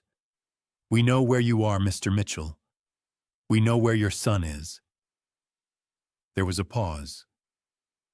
St. Joseph's Hospital, room 314. He's recovering nicely, I hear. It would be unfortunate if something interrupted that recovery. The line went dead. I set the phone down carefully, my hands trembling. Then I called Santos. She answered on the second ring. Mr. Mitchell, what's wrong? I told her about the call, every word I could remember. When I finished, there was a long silence. That's Kozlov, she said finally. We've been investigating them. The FBI's involved now. They think Kozlov Capital is part of a larger organized crime network. She paused. Mr. Mitchell, they may try to contact you in person. If anyone approaches you, don't engage. Call 911 immediately. What about Marcus? They mentioned the hospital. I'll have officers stationed outside his room. But the FBI wants to use this. If Kozlov's people show up, it could give agents an opportunity to arrest them. Marcus will be protected. I didn't like it, but I didn't have a better option. Fine. But if anything happens to him, it won't, Santos said firmly. I promise you that. I hung up and drove straight to the hospital. Marcus was sitting up when I arrived, looking better than he had in days. He smiled when he saw me. Hey, Dad, you're early. Yeah. I pulled a chair up beside his bed. How are you feeling? Tired, but better. He studied my face. What's wrong? I couldn't lie. There's been a complication. Dylan owed money to some dangerous people. They called me this morning. They might try to come here. Marcus's smile faded. What do you mean, come here? The police are handling it. There'll be officers outside your room. FBI too. You're safe. I just wanted you to know. He nodded slowly, but I could see the fear creeping back into his eyes. Dad, I don't want to go through this again. You won't, I said, reaching over to grip his hand. I won't let anything happen to you. I promise. Around mid-afternoon, I heard footsteps in the hallway, heavy, deliberate. Two men appeared in the doorway. One was tall, maybe 6'2", with broad shoulders and a black jacket. The other was shorter, stockier, with a hard face and cold eyes. The tall one stepped inside. "Mr. Mitchell, we called you this morning. You didn't take us seriously." I stood positioning myself between them and Marcus. "Get out! Now! We're not here to hurt anyone." His voice was calm, almost friendly. "We're just here to remind you of your obligations. Dylan owes us money. You're going to pay it." "I don't owe you anything." The man took a step closer to Marcus's bed. "Your son is in a fragile state. It would be unfortunate if something happened during his recovery." Marcus pressed himself back against the pillows, his face pale. I felt a surge of rage. I reached for the call button and pressed it hard. "You need to leave," I said, my voice shaking. Right now. The door burst open. Two men in dark suits stepped into the room, badges already raised. "FBI, step away from the bed, hands where we can see them." The tall man froze. The shorter one lunged toward the door, but the second FBI agent grabbed his arm and twisted it behind his back. Within seconds, he was face down on the floor, hands being cuffed. The tall man raised his hands slowly. "On your knees," the first agent ordered. The tall man complied, sinking down as the agent cuffed him. The FBI agents hauled both men to their feet and led them out of the room. The whole thing had taken less than a minute. One of the agents, a man in his 40s with graying hair, stayed behind. He flashed his badge at me. "Special Agent Harris, FBI, Mr. Mitchell. Are you and your son all right?" I nodded, though my heart was still racing. Marcus looked like he might be sick. "What just happened?" "We've been tracking Kozlov's operation for 6 months," Foster explained. "When Detective Santos informed us about the threat this morning, we positioned agents outside this hospital. Those two are low-level enforcers, but they'll give us the leverage we need. We've already identified the head of the organization, a man named Viktor Kozlov, operating out of Las Vegas. With this arrest, we have probable cause to move in on him." I sank into the chair. "So it's over." "Not yet, but soon." Foster glanced at Marcus. "We'll have agents stationed outside this room around the clock until Kozlov's network is dismantled. You and your son are safe." I looked at Marcus, whose eyes were wide with lingering fear. I reached over and took his hand. "It's okay. They're gone. You're safe." Marcus's voice was barely a whisper. "Dad, I was so scared." "I know, but it's over now." Agent Harris stepped toward the door. "Mr. Mitchell, one more thing. Viktor Kozlov will be in custody within 48 hours. When he is, this debt disappears. Dylan's choices are not your responsibility." "Thank you," I said, my voice hoarse. Foster nodded and left. A uniformed officer took up position outside the door. I stayed beside Marcus, holding his hand until his breathing slowed. "Dad," he said after a long silence. "Yeah, I don't think I can take much more of this." I squeezed his hand gently. "You won't have to. We're almost through it. I promise." The call came a week later, early in the morning, while I was making breakfast in the safe house kitchen. Marcus was still asleep. He slept a lot these days, his body recovering slowly from 3 years of hell. When my phone buzzed and I saw Santos's name, I knew immediately it was bad news.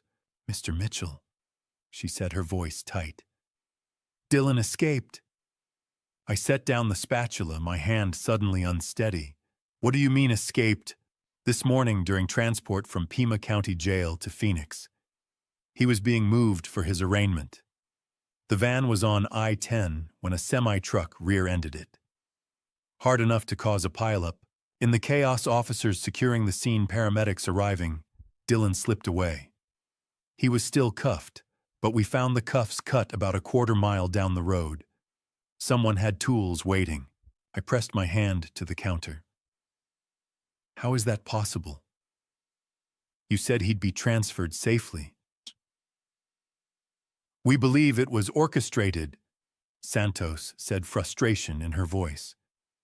The truck driver fled the scene before officers could question him. We're investigating whether Kozlov's network helped facilitate the escape. Either way, he had help. So he's out there right now. Yes. Every agency in the state is looking for him. FBI, U.S. Marshals, Border Patrol, Arizona DPS. But until we locate him, you and Marcus are at serious risk. We're moving you to a secure location immediately. I looked toward the hallway where Marcus's bedroom door was still closed. When? Within the hour, Packlight. Agents are already en route. Agent Harris and a woman I hadn't met before, Agent Rachel Morales, arrived 40 minutes later. They moved us quickly and quietly, loading Marcus into a wheelchair and driving us to a nondescript apartment complex in North Phoenix. The unit was on the ground floor with reinforced doors and blackout curtains already drawn. Foster walked us through the security protocols. 2 agents will be stationed outside at all times. Don't answer the door unless you hear the code phrase, Phoenix Sunrise. Oh, if you need anything, call this number. He handed me a burner phone. Marcus sat in the wheelchair staring at the floor. He hadn't said a word since we left. I crouched beside him. You okay? He looked up at me, his face pale. Dad, what if he finds us? I wanted to tell him that was impossible. But the truth was, I didn't know. Dylan had fooled everyone for years. He'd taken my wife's life without anyone suspecting. He'd locked my son in an attic. And now he was out there desperate and dangerous.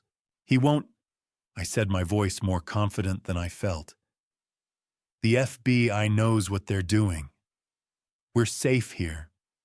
Marcus nodded, but I could see the fear in his eyes. That night, I couldn't sleep. I sat in the small living room, the burner phone on the coffee table, waiting for it to ring.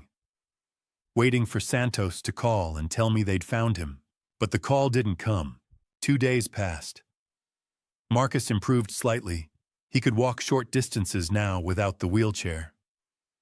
We spent most of our time sitting in silence, the TV on, but neither of us really watching. Agent Morales checked in twice a day, offering no updates. Still searching, was all she'd say. On the 3rd morning, the burner phone finally rang. Mr. Mitchell. Santos's voice was strained. We've discovered something. Dylan had a contraband phone smuggled into the jail before his escape. He used it to contact Jessica. My chest tightened. When? Yesterday. We traced the call, but he'd already ditched the phone. He demanded $50,000 from her, enough to disappear. Jessica refused, told him she's in custody, has no access to money. And, Santos hesitated. He threatened her. Specifically, he threatened Emma. The room seemed to tilt. Emma, Jessica's 6-year-old daughter. My granddaughter. What did he say? He told Jessica, I know where Emma is. I know she's with your mother. If you don't get me that money, I'll find another way to get it. We think he plans to use Emma as leverage, either to extort money from you or to force Jessica to cooperate. I stood, my legs shaking. Where is Emma right now? She's safe. She's at Jessica's mother's house in Tucson. We have 2 plainclothes officers stationed there around the clock. Emma doesn't know about the threat. She thinks she's just visiting her grandmother. But Mr. Mitchell Dillon won't get to her. I promise you that. You promised he'd be safely transferred to Phoenix. I said, my voice harsher than I intended. Look how that turned out. Santos was quiet for a moment. You're right. I can't make guarantees, but we're doing everything we can. Dylan is desperate, which means he's more likely to make a mistake. We'll catch him. I ended the call and sank back onto the couch, my head in my hands. Marcus was standing in the hallway watching me. Dad, he said quietly. What happened? I told him. About the phone, about Emma, about Dylan's threat. Marcus's face went white. "He's going after a little kid. He's cornered," I said. "A man with nothing to lose." Marcus sat down beside me, his hands trembling. "What do we do? We wait," I said, though the words tasted like ash. "We let the FBI do their job, and we pray they find him before he finds Emma." But even as I said it, I couldn't shake the image of Dylan, dangerous, desperate, willing to do anything to survive. He'd taken my wife. He'd imprisoned my son, and now he was threatening my granddaughter. I thought about the promises I'd made to Marcus, that he was safe, that Dylan couldn't hurt him anymore, and I wondered how many more of those promises would shatter before this was over. Santos called me 3 days after Dylan's escape. "Mr. Mitchell, I think we have a way to catch him. But I need your permission first." I was in the safe house, Marcus asleep in the next room. "What kind of way?" "Jessica, she's willing to cooperate." I sat down slowly, gripping the edge of the kitchen table. "Cooperate how?" Dylan contacted her again. "He's desperate for money. We want to use that. Jessica will agree to meet him hand over cash. We'll have agents positioned nearby. When he shows up, we'll arrest him." "You want to use my daughter as bait?" "I want to give her a chance to do the right thing," Santos said carefully. "She's terrified Dylan will go after Emma. This is her way of protecting her daughter. But I need you to be part of the conversation. Can you come to the FBI office? I didn't want to see Jessica again.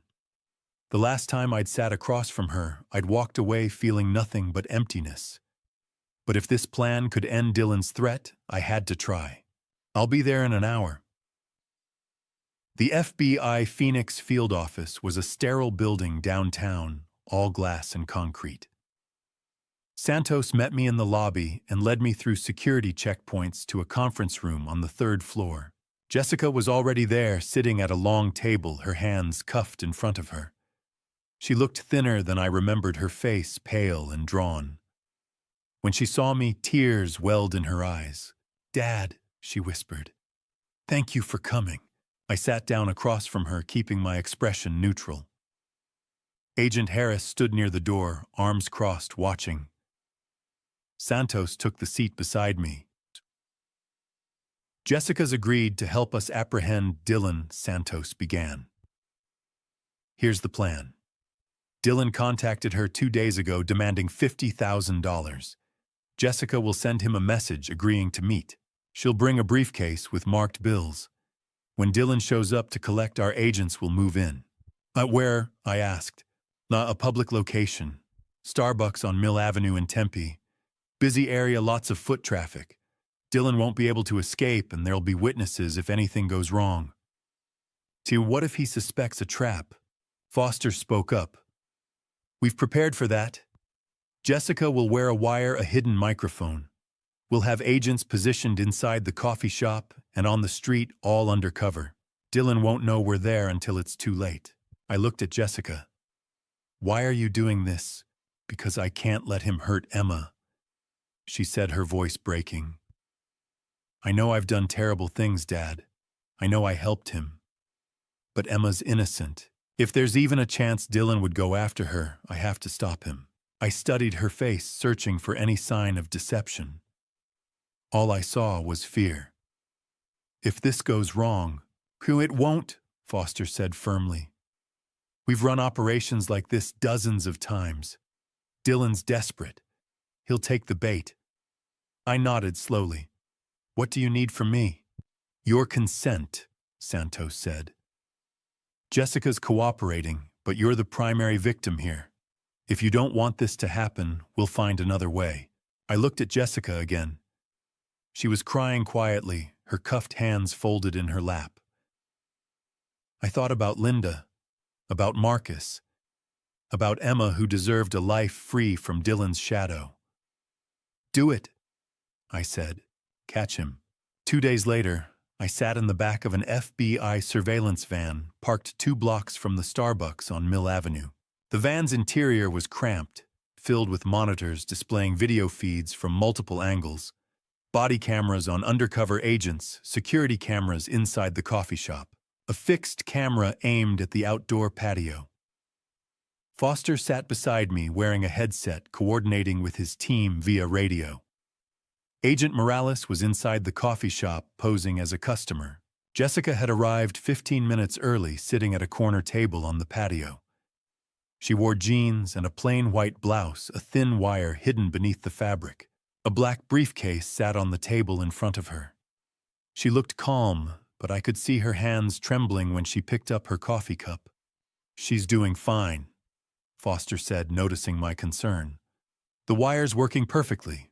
Audio's clear." I nodded, my eyes fixed on the monitor. Around Jessica, the patio was busy: college students with laptops, couples talking over iced drinks, a man reading a newspaper. All of them were FBI agents. The barista inside was an agent. Even the couple walking a dog past the window were agents. Dylan wouldn't stand a chance. At exactly 3 o'clock, a figure appeared at the edge of the patio. Baseball cap, pulled low sunglasses, black hoodie. Dylan. I felt my chest tighten. He walked slowly, scanning the area, then sat down across from Jessica. She said something I couldn't hear over the ambient noise, but Foster adjusted the audio feed, and her voice came through clear and steady. "You're alone?" Dylan asked. "Yes, just like you said." Dylan glanced around one more time, then leaned forward. "Where's the money?" Jessica pushed the briefcase across the table. "50,000. It's all I could get." Dylan unzipped the case. Even through the grainy camera feed, I could see the stacks of bills inside. He picked one up, flipped through it, checking. My hands clenched into fists. Foster's voice crackled through the radio. "Hold positions. Wait for the signal." Jessica's voice came through the wire again. "Dylan, please. Promise me you won't go near Emma." Dylan didn't look up from the money. "I'm not making any promises. You should have helped me when I asked the first time." Jessica's voice wavered slightly. "I trust you." That was the signal. "Go, go, go!" Foster barked into the radio. On the monitors, I watched agents converge from every direction. Agent Morales burst through the coffee shop door, badge raised. The couple with the dog sprinted toward the patio. The man with the newspaper stood revealing a vest marked FBI. Dylan's head snapped up. He shoved the table toward Jessica, knocking her chair backward, and bolted toward the street. He didn't make it 10 feet. One of the agents tackled him cleanly, driving him to the pavement. Within seconds, Dylan was face down, hands cuffed behind his back. He struggled briefly, shouting something I couldn't make out, but it was over. The agents hauled him to his feet and marched him toward a waiting black SUV. I exhaled, my whole body sagging with relief. Foster glanced at me. "We got him, Mr. Mitchell. He's not getting away this time." I nodded, unable to speak. On the monitor, Jessica was still sitting on the patio, her face buried in her hands. An agent approached her, said something, and she nodded. She looked up toward the camera, toward me, and mouthed 2 words. "I'm sorry." I didn't respond. Couldn't. Because even though Dylan was finally in custody, even though the nightmare might finally be over, I couldn't forget what Jessica had done, what she'd allowed. Sorry wasn't enough. It would never be enough. But for now, it didn't matter. Dylan was caught, and Emma was safe. Before I exposed the secret, Dylan thought he'd take to his grave. Type "don't stop" in the comments so I know you're still with me. And a final reminder. The following segment includes fictionalized components created for storytelling impact and may not be entirely real. If that makes you uncomfortable, you can end the video here. The coffee shop on Mill Avenue had been quiet for exactly 4 seconds after Agent Harris gave the command. Dylan bolted not toward the door, but through the outdoor patio, knocking over a chair and a small potted cactus. He made it maybe 10 feet before Foster tackled him from behind, driving him face first into the red brick pavement. 2 other agents swarmed in, wrenching Dylan's arms behind his back and snapping on the cuffs with a metallic click. I stood beside the FBI surveillance van, my hands shaking. Dylan twisted his head, blood smeared across his cheek from the brick, and his eyes locked onto mine through the chain-link fence. His lips curled into something between a sneer and a grin. "You should have died in your sleep, old man," he shouted, voice raw and wild. "You and your son, both of you, should be gone by now." Agent Harris hauled him upright and shoved him toward a black SUV. Dylan kept twisting his neck to glare at me, still shouting, but the words dissolved into incoherent rage as the agents pushed him into the back seat and slammed the door. The SUV pulled away, and I stood there on the hot pavement watching until it disappeared. Detective Santos appeared at my elbow, her hand briefly on my shoulder. "He's going straight to the FBI Phoenix field office. We'll start the interrogation tonight. You should go home, Mr. Mitchell. Get some rest." I nodded, but I knew I wouldn't sleep. The next morning, Santos called and asked me to come to the FBI office. Her voice had that careful, controlled tone that people use when they're about to show you something terrible. The building on North 7th Street was all glass and concrete. Santos met me in the lobby and led me through a maze of hallways to a small evidence room on the 3rd floor. Agent Harris was already there, standing beside a laptop open on a metal table. "We seized Dylan's laptop from his home office yesterday," Santos said. "Our forensic IT team cracked the password this morning. What we found—" She paused. "Mr. Mitchell, you need to see this, but I'm warning you, it's disturbing." Foster turned the laptop toward me. Santos opened a folder buried deep in the file system labeled simply Project M. Inside were 4 files. The first was a Word document, Marcus_log.docx. Santos opened it, and I saw a wall of text, 1,095 entries, each one dated, each one a cold, clinical record of my son's captivity. Day 1, July 18th, 2020. Subject secured. Provided water, 1 slice of bread. Subject is agitated shouting. Soundproofing adequate. Day 456, November 16th, 2021. Subject still alive but weakening. Muscle atrophy visible. Good. Day 1095, July 15th, 2023.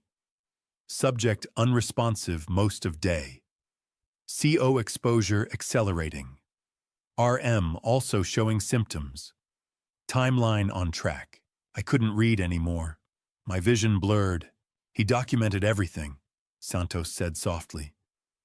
"Every meal he dropped through the vent. Every time Marcus cried out. Every stage of his deterioration."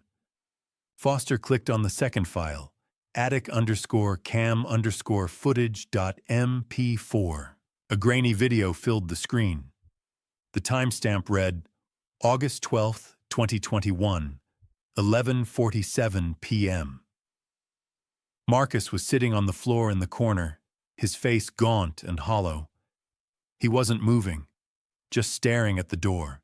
Then suddenly he lunged forward and started pounding on it with both fists, screaming, "Please, please, somebody help me. I'm locked in here. Dad, Jessica, anybody." I pressed my palm over my mouth. Santos reached over and paused the video. "There are 18 hours of footage," she said.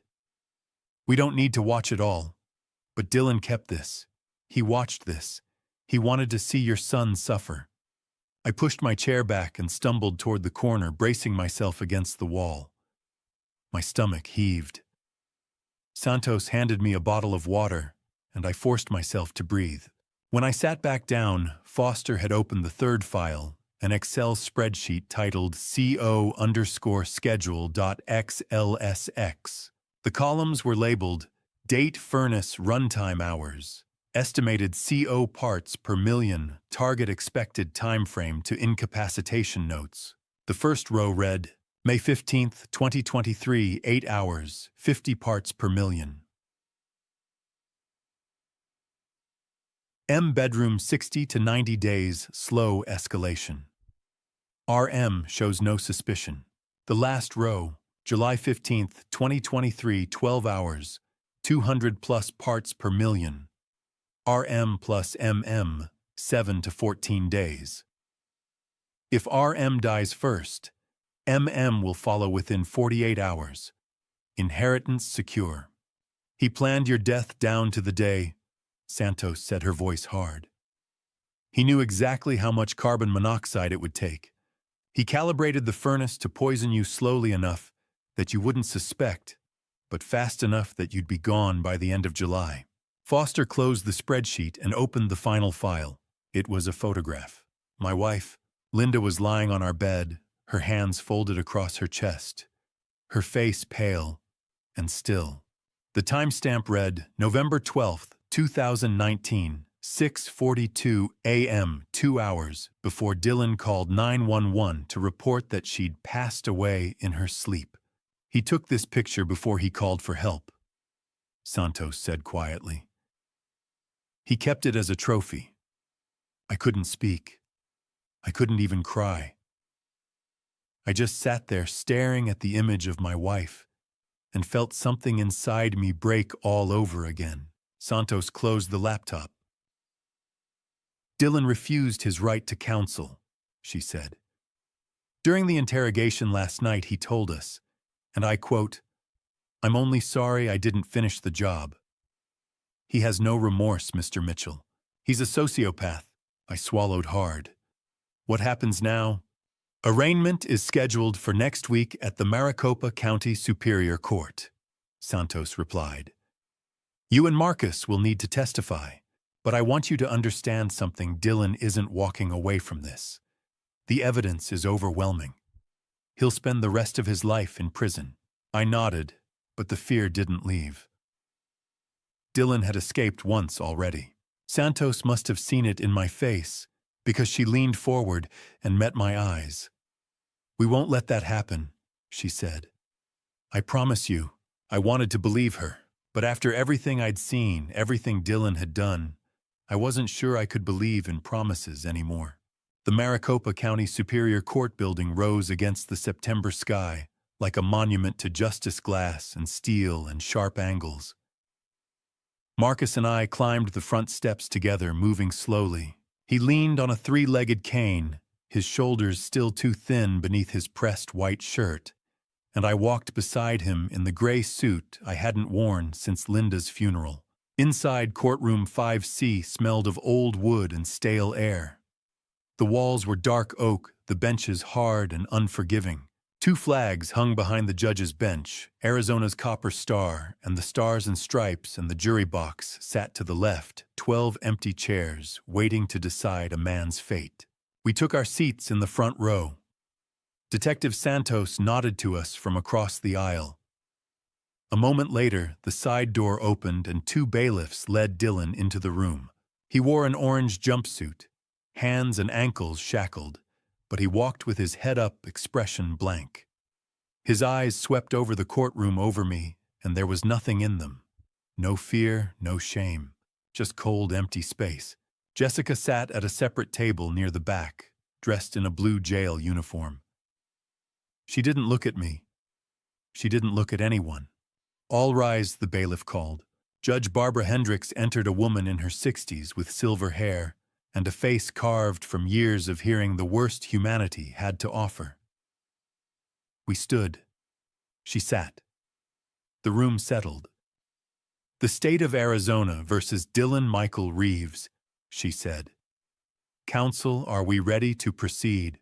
Prosecutor Thomas Cooper rose. Yes, Your Honor. Defense attorney Martin Pierce nodded. Ready, Your Honor. Judge Hendricks gestured to Cooper. Opening statement. Cooper stepped to the center and faced the jury. Ladies and gentlemen, this is a case about trust, about betrayal, and about a man who spent 3 years executing a cold-blooded, calculated plan to destroy an entire family for money. He outlined the charges: Count 1, first-degree murder of Linda Mitchell in 2019 through deliberate carbon monoxide poisoning. Count 2, attempted murder of Robert and Marcus Mitchell in 2023 using the same method. Count 3, kidnapping and false imprisonment of Marcus Mitchell from July 2020 to July 2023. The evidence will show that Dylan Reeves is not a desperate man who made a mistake. He is a predator who planned every detail, who documented his crimes, and who felt no remorse even as his victims suffered. The trial lasted 4 days. Ryan Brennan testified, first describing the locked attic door, the carbon monoxide alarm, the sabotaged heat exchanger. He was calm, professional, and unshakable on cross-examination. Detective Santos followed, walking the jury through the forensic evidence, Dylan's laptop with the hidden Project M folder, the fabricated news articles about Marcus's fake death, the Excel spreadsheet calculating lethal CO exposure, timelines, the photograph of Linda's body taken before Dylan called 911. The jury sat in silence. Then Marcus took the stand. He gripped the railing as he swore the oath, his hand trembling. Cooper asked him to describe his captivity. Marcus's voice was thin, fragile, but it carried. "I was locked in that room for 3 years," he said. "Dylan drugged me the night I arrived. When I woke up, the door was bolted. He fed me through a vent, bread, water, canned beans. There was no toilet, just a bucket. No light except what came through a crack in the roof. I screamed until my throat bled. I pounded on the door until my hands broke. No one came." He looked at Dylan. "He told me I was just an obstacle, that he'd keep me there until no one remembered I existed. And when I started getting sick, when the headaches got so bad, I couldn't stand, he told me it was carbon monoxide. He said, 'You and your father will be gone soon, and then everything will be mine.'" Dylan didn't blink. Pierce had no questions. Finally, Cooper called me. I walked to the stand, placed my hand on the Bible, and swore to tell the truth. Cooper asked me to describe my relationship with Dylan. "Dylan came into our lives in 2018, I said. "He married my daughter. He was kind, helpful, respectful. I trusted him, and he used that trust to plan my wife's death, to imprison my son, and to try to take everything we had." My voice cracked. "I will never forgive myself for not seeing it sooner." Cooper nodded gently. "Thank you, Mr. Mitchell. No further questions." Pierce stood, hesitated, then sat back down. "No cross, Your Honor." Closing arguments were swift. Cooper: "This is not a case of desperation. This is a case of evil."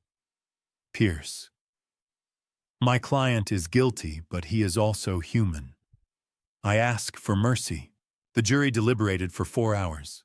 When they returned, the foreperson stood and read the verdict. "We, the jury, find the defendant, Dylan Michael Reeves, guilty on count 1, first-degree murder. Guilty on count 2, attempted murder, 2 counts. Guilty on count 3, kidnapping and false imprisonment." Marcus gripped my hand. Dylan stared straight ahead. Judge Hendricks asked if Dylan had anything to say before sentencing. Dylan stood. He looked directly at me, and for the first time something flickered in his eyes. I'm only sorry," he said slowly, "that I didn't finish what I started." The courtroom froze. Judge Hendricks's face hardened. "Dylan Reeves, you are sentenced to life in prison without the possibility of parole for count 1. You will serve an additional 30 years consecutive for counts 2 and 3. You will never walk free again." 2 bailiffs moved in.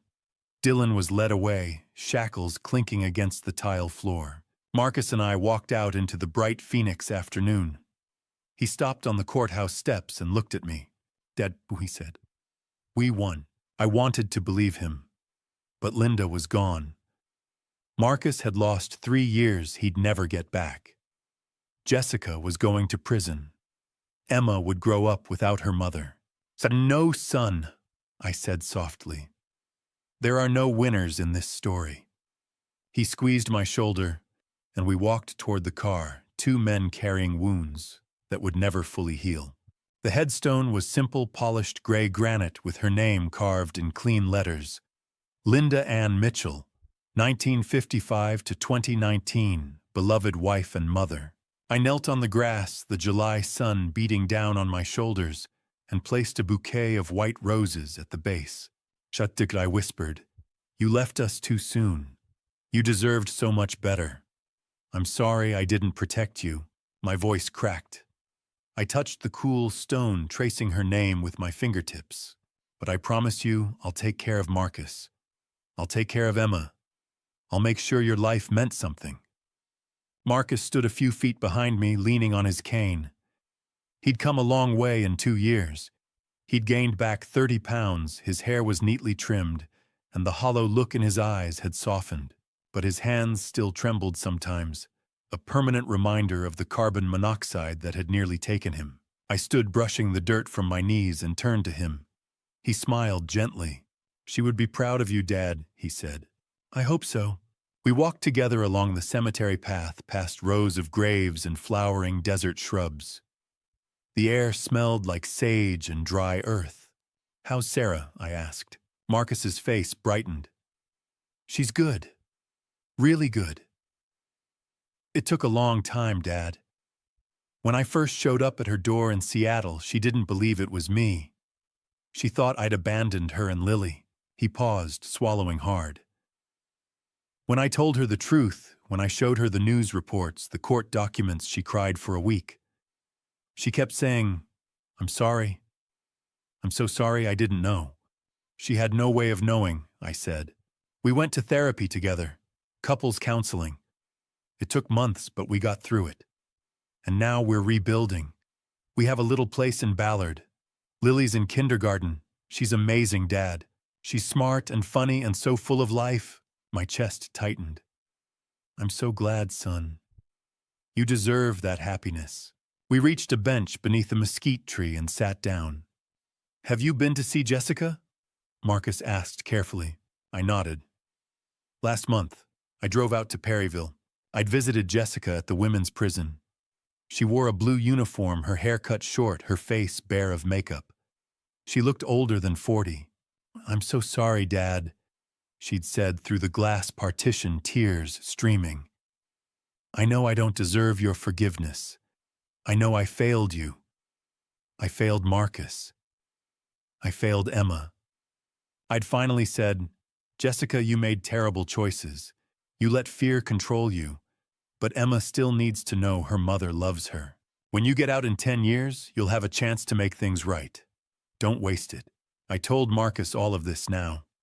He listened quietly. "How is Emma?" he asked. "She's doing well. She's 11 now, living with Jessica's mother in Tucson. I drive down to see her once a month. We get ice cream, go to the park. She asks about her mom sometimes. I tell her the truth, that her mom made a mistake and has to stay away for a while, but that she still loves her." Marcus was quiet for a moment. Then he said, "Dad, do you blame yourself?" I looked at him surprised. "Every day. You shouldn't." "How can I not?" My voice rose. "I lived in that house for 3 years. You were right above me, locked in a room, and I didn't know. I didn't hear you. I trusted Dylan when I should have questioned him. I failed you, Marcus. I failed your mother." Marcus reached over and took my hand. "Dad, stop. Dylan was the criminal, not you. He manipulated all of us. He was a sociopath. He planned every step, every lie. You couldn't have known. But I should have." "No." His voice was firm. "You did everything you could. And when you finally found out, you didn't hesitate. You called the police. You fought for me. You saved my life." Tears blurred my vision. "Do you forgive me?" Marcus pulled me into a hug. "Dad, there's nothing to forgive. I love you." I held him tightly, this son I'd nearly lost, and let myself cry. We left the cemetery together, walking toward the parking lot. The sky was a brilliant, cloudless blue, the kind of sky that made you believe in new beginnings. "What are your plans now?" Marcus asked. I leaned against the hood, thinking. I sold the house in Scottsdale. I couldn't live there anymore. I bought a small apartment downtown near the hospital, and I've been volunteering. Volunteering at a domestic violence center, I said. I share my story with other families, people who've been manipulated, controlled, isolated by someone they trusted. I tell them what happened to us, and I help them recognize the warning signs. Marcus smiled. "That's good, Dad. Really good." I want our story to mean something, I said. Linda's death. Your 3 years in that room. All of it. If I can help even one person see the truth before it's too late, then maybe it wasn't all for nothing. Marcus opened the passenger door, then paused. Dad, do you think we'll ever be okay? Really okay? I looked at him, at this man who'd survived hell and come out the other side scarred but standing. And I thought about Emma growing up in Tucson, about Jessica serving her sentence, and maybe someday finding redemption, about Linda resting beneath the desert sky. I don't know if we'll ever be the same, I said slowly, but I think we can be okay. It'll take time. It'll take work. But we're still here. We're still fighting. Marcus smiled. Then that's enough. We got into the car, and I started the engine. As we pulled out of the cemetery, I glanced in the rearview mirror one last time, watching Linda's grave disappear into the distance. The past will always hurt, but we don't have to let it define us. We can choose to move forward together, and that's exactly what we're going to do. Looking back now, standing on the other side of this nightmare, I want to share something with you, something I wish I'd known before it was too late. This family story taught me that trust without awareness can become a weapon in the wrong hands. I believed Dylan because I wanted to believe. I ignored the small inconsistencies, the locked attic, the excuses, because questioning him felt like betraying family. But here's what I learned. Protecting your loved ones sometimes means asking the hard questions, even when it feels uncomfortable. And to you listening to this family story, remember this: God places people in our lives to teach us, to challenge us, and sometimes to show us who we really are. Through all the pain, I found strength I didn't know I had. I found forgiveness, not for Dylan, but for myself. Don't be like me. Don't wait until tragedy forces your eyes open. If someone isolates you, controls information, or makes you feel like you're overreacting, trust your instincts. This dad revenge isn't about anger or punishment. It's about reclaiming your voice, your safety, and your future. The best dad revenge is survival. It's healing.